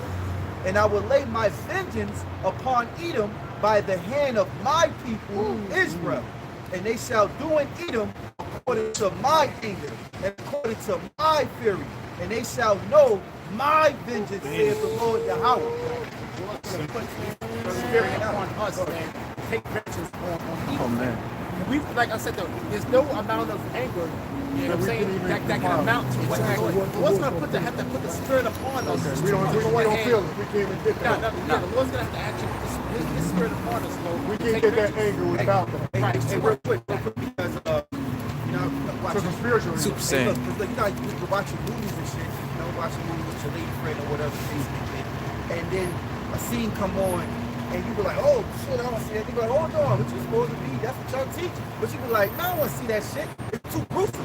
Because the flesh of you really don't, you can't really, you know, stomach that like that. Like brothers, you know, brothers that see each other the ways to die and all that. I'm like, I'm watching this shit. You know what I'm saying? But that's because it's a spirit. And I think of King David. King David was slaying heathens and things. It was a spirit on David to do that, man. And then to come back with the foreskins and to be warrior like that, that's a spirit.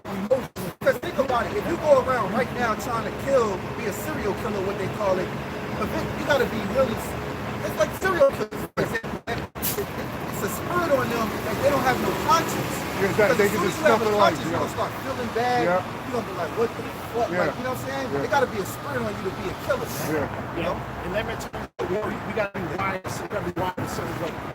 We wired a certain way to actually carry out what the will of the Lord is. We got to be wired a certain way. That's what it's the spirit. You know? So whatever these devils did back then, they got to be rewarded for it. So I got a scripture for you. Ecclesiastes 3:15.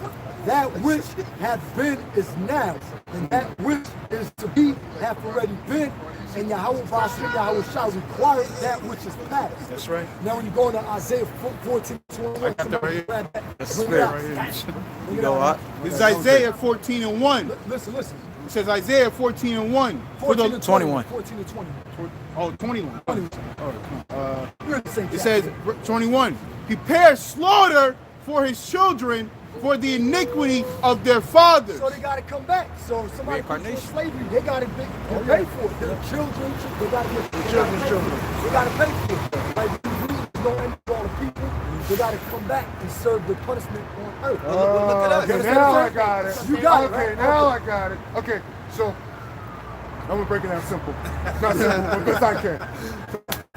So, kill Jesus. I can never say the word. Yahawashi. Teach me to say that. Yahawashi. Yahawashi. I'm bad with languages. Yahawashi.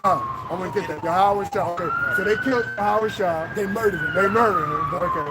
So God got them on the shelf, basically. He So read it to you before. no, I'm trying to get it. So Those that pierced him. So yeah, the ones that pierced him. So when they come back, they're gonna be serving us. They are designed. They're going into They were designed to punish us for our ways, or no? Okay. I'm trying to figure it. exactly. Because God designed them to do that because we was not following the commandment. Right, It's like exactly. this. You Yeah, got it. the Lord used Esau as a sword to whoop us back. Yeah. into shape. Okay. Yeah. That's a which so-called white man now. Okay. Whatever. So they got to pay for it. So they gotta pay for it. So there's nothing that's forgotten. That's why he keeps recycling because they Right. not you. They gonna pay. Exactly. But, And we but gonna be. There's nothing forgotten. They got to come back and pay for what they did. You understand what I'm saying? Check it out. Look at us as so-called blacks and Latinos. So-called. Look, our children from slavery and look where we are at now. Yeah. Still poor, still in the low Yeah. slums. Same thing. Yeah. Same thing's gonna happen to us. You know what? If we're gonna be in righteousness.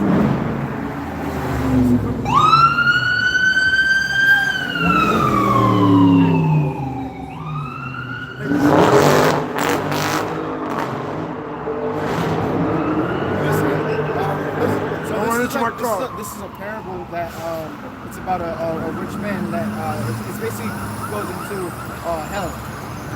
This is Luke 16 and 19. There was a certain rich man which was clothed in purple and fine linen. That rich man represents Esau, the so-called white man. Right? A fared sumptuously every day, and there was a certain beggar named Lazarus, which was laid at his gate. Like the Lazarus represents these people in the sound right here. Those Those that are in yeah. a state of poverty. Yeah, we're outside the gate. Right. And now rich man is read that again now. He's living a high life. What's that He's in a word? penthouse. He lived good. He lived good. Doing Trump, trying to get Trump. Right, they're enjoying the pleasures of life. They're enjoying the pleasures of life while we're He suffering. got my age. I'm sorry. No. He got my age. He keep dropping stuff in my ear. No. He dropping it good. That's good. All right, I'll listen. I didn't even know how long I was out here, brother. All right. And there was a certain beggar named Lazarus, which was laid at his full of sores, and desiring to be fed with the crumbs which fell from the rich man's table. Crumbs represent these little benefits and stuff like that the so-called white man would throw at Welfare. you, right? You Right. got it. You got it, right? Yeah. Okay. Welfare. Moreover, the dogs came and licked his sores. The dogs are the heathens, Yeah, so-called so- Chinese. There's the other people snatching up stuff now. The scriptures say too, we'll go to our enemies for the need and want of all things. If you want something, you got to go to your enemy to Do anything. obtain some Clothes, type of whatever. joy or some type of, Yeah. but it's false. It's not exactly. Fake news. They're profiting off our misery. You know, that's why the so-called Chinese, they're feeding us rats, dogs. You can look up on Google, there's numerous articles, Chinese restaurants getting busted with frozen cats in their freezer. You gotta tell me Look it that. up. Look, the fireman in Patterson, I had to go into a Chinese food stop. you already know. I shut the whole thing down. So we went to the basement, and they had I swear it's a true story. They had all their food. It's cats and nothing. nothing refrigerated. It was in the basement, and he just had them in containers. And so that means they all do that. And I had it, and they know what, the white people didn't know what to, what you gonna do? I'm gonna shut it down. These are the people over us now. Yes. We're going to the curse that says that our enemies should be the head and we should be the tail. Yeah. So we're going to have to go to them for everything that we want in this society. Right? So Lazarus represents the Israelites in the poor state. And the rich man represents the so-called white man. I got it. Right? And the mother nation, those dogs, those heathens. They're coming in and just eat the scraps we got, they taking that. We ain't got nothing. No, the scraps, they taking them scraps. Exactly. Right. They do, like you said, they taking the scraps too. They want everything. Yeah, they want everything. Right. Okay. So you understand. Yeah, you basically good. You basically you got pizza?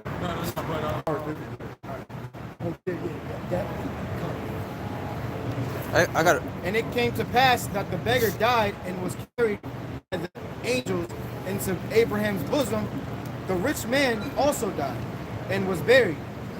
And in hell he lifted up his eyes. Now this is key right here. In hell, the rich man lifted up his eyes, right? Go ahead. Being in torments, and seeth Abraham afar off. Oh, hold up. Abraham was in hell? Maybe he saw Abraham way over there. He in hell. He looking at him over And there. in hell he lifted up his eyes, being in torment, and seeth Abraham far off. Far off though. And there's and Lazarus. Wait. I'm trying to make the point. Okay. Because his brother right here trying to make a point. He's saying that he's in hell looking, seeing Abraham from far off. Think about it. Because hell is what? A condition. He's not in physical hell under the earth. He's actually in a condition of hell. Like, yo, we say it. Man, like hella hell. Now I gotta Yeah, but then they say he died, he went to hell, right? No, he was Okay, he's in torment. It's a parable about the white man being in a bad condition. Okay, so Abraham, okay, I got it. And so he was Okay, in hell I caught it. I caught it. Okay. All right. We're like in our There's no way, there's no possible way Abraham would be hell. He's, Yeah, he's exactly. a friend of the Most High. So I'm looking at different. I'm looking physical, Yeah, spiritual. Yeah, because It's a look, spiritual check it out. thing. It's because check it out. We do this now. Sometimes you be like, damn, man, this week I'm going hell. I got a ticket. I gotta pay this. Yeah. Damn, catch you hell. Man, go. You know what I'm saying? Yeah. Because it's a condition. Basically, hell on earth. Say black man hell, white man heaven. Yeah, vice right versa. here. You know what I'm saying? Yeah. So it's just explaining the so-called white man on earth and us on earth. He's saying them afar off, but they in torment. And after he destroys all this, we come back and we're on top. They on bottom. That's the deal. That's the deal. End of the day, for all the stuff that they did to us. This is on Acts chapter 2, verse 25. But wait. But we don't die after that, right? No, we're gonna rule the earth. Okay. In that case, it doesn't do what this stupid science they're talking about. There's nothing impossible. No, nothing. Remember, God spoke, and everything came into existence. Exactly. Okay, so This is Acts chapter 2, verse 25. For David speaketh concerning him, right? This is about King David. Says, I foresaw the Lord always before my face, for he is on my right hand, that I should not be moved. Says, therefore did my heart rejoice, and my tongue was glad. Moreover also my flesh shall rest in hope, because thou wilt not leave my soul in hell. So you mean to tell me King David was in hell? no. No way. No. It just meant that low condition. Because King David was brought down to a lowly condition. This Deuteronomy 30 and 7. And the Lord thy power will put all these curses upon thy enemies, and on them that hate thee was persecuted thee. So it's gonna, the table's gonna turn around. It's gonna be on them. They gotta get it, man. That's the hell. Really in the New Testament. That's what they always say. They love saying they they don't really want to live up to. Right. When they always what's the word they used to use? Karma. They love to use that. They call it that's karma. That's the Lord coming back to them. But when you read their judgment, they don't want to accept it. No. But they have to accept that judgment. So there is a such thing as karma. It's going to come right back. Yeah, I get what you mean. But they don't mean it. They mean it for us though, not for them. I got one last one here. This is Amos chapter 9, verse 11. In that day I will raise up the tabernacle of David that is fallen, and close up the breaches thereof, and I will raise up his ruins, and I will build it as in the days of old, that they may possess the remnant of Edom, and all of the heathen which are called by my name, says the Lord.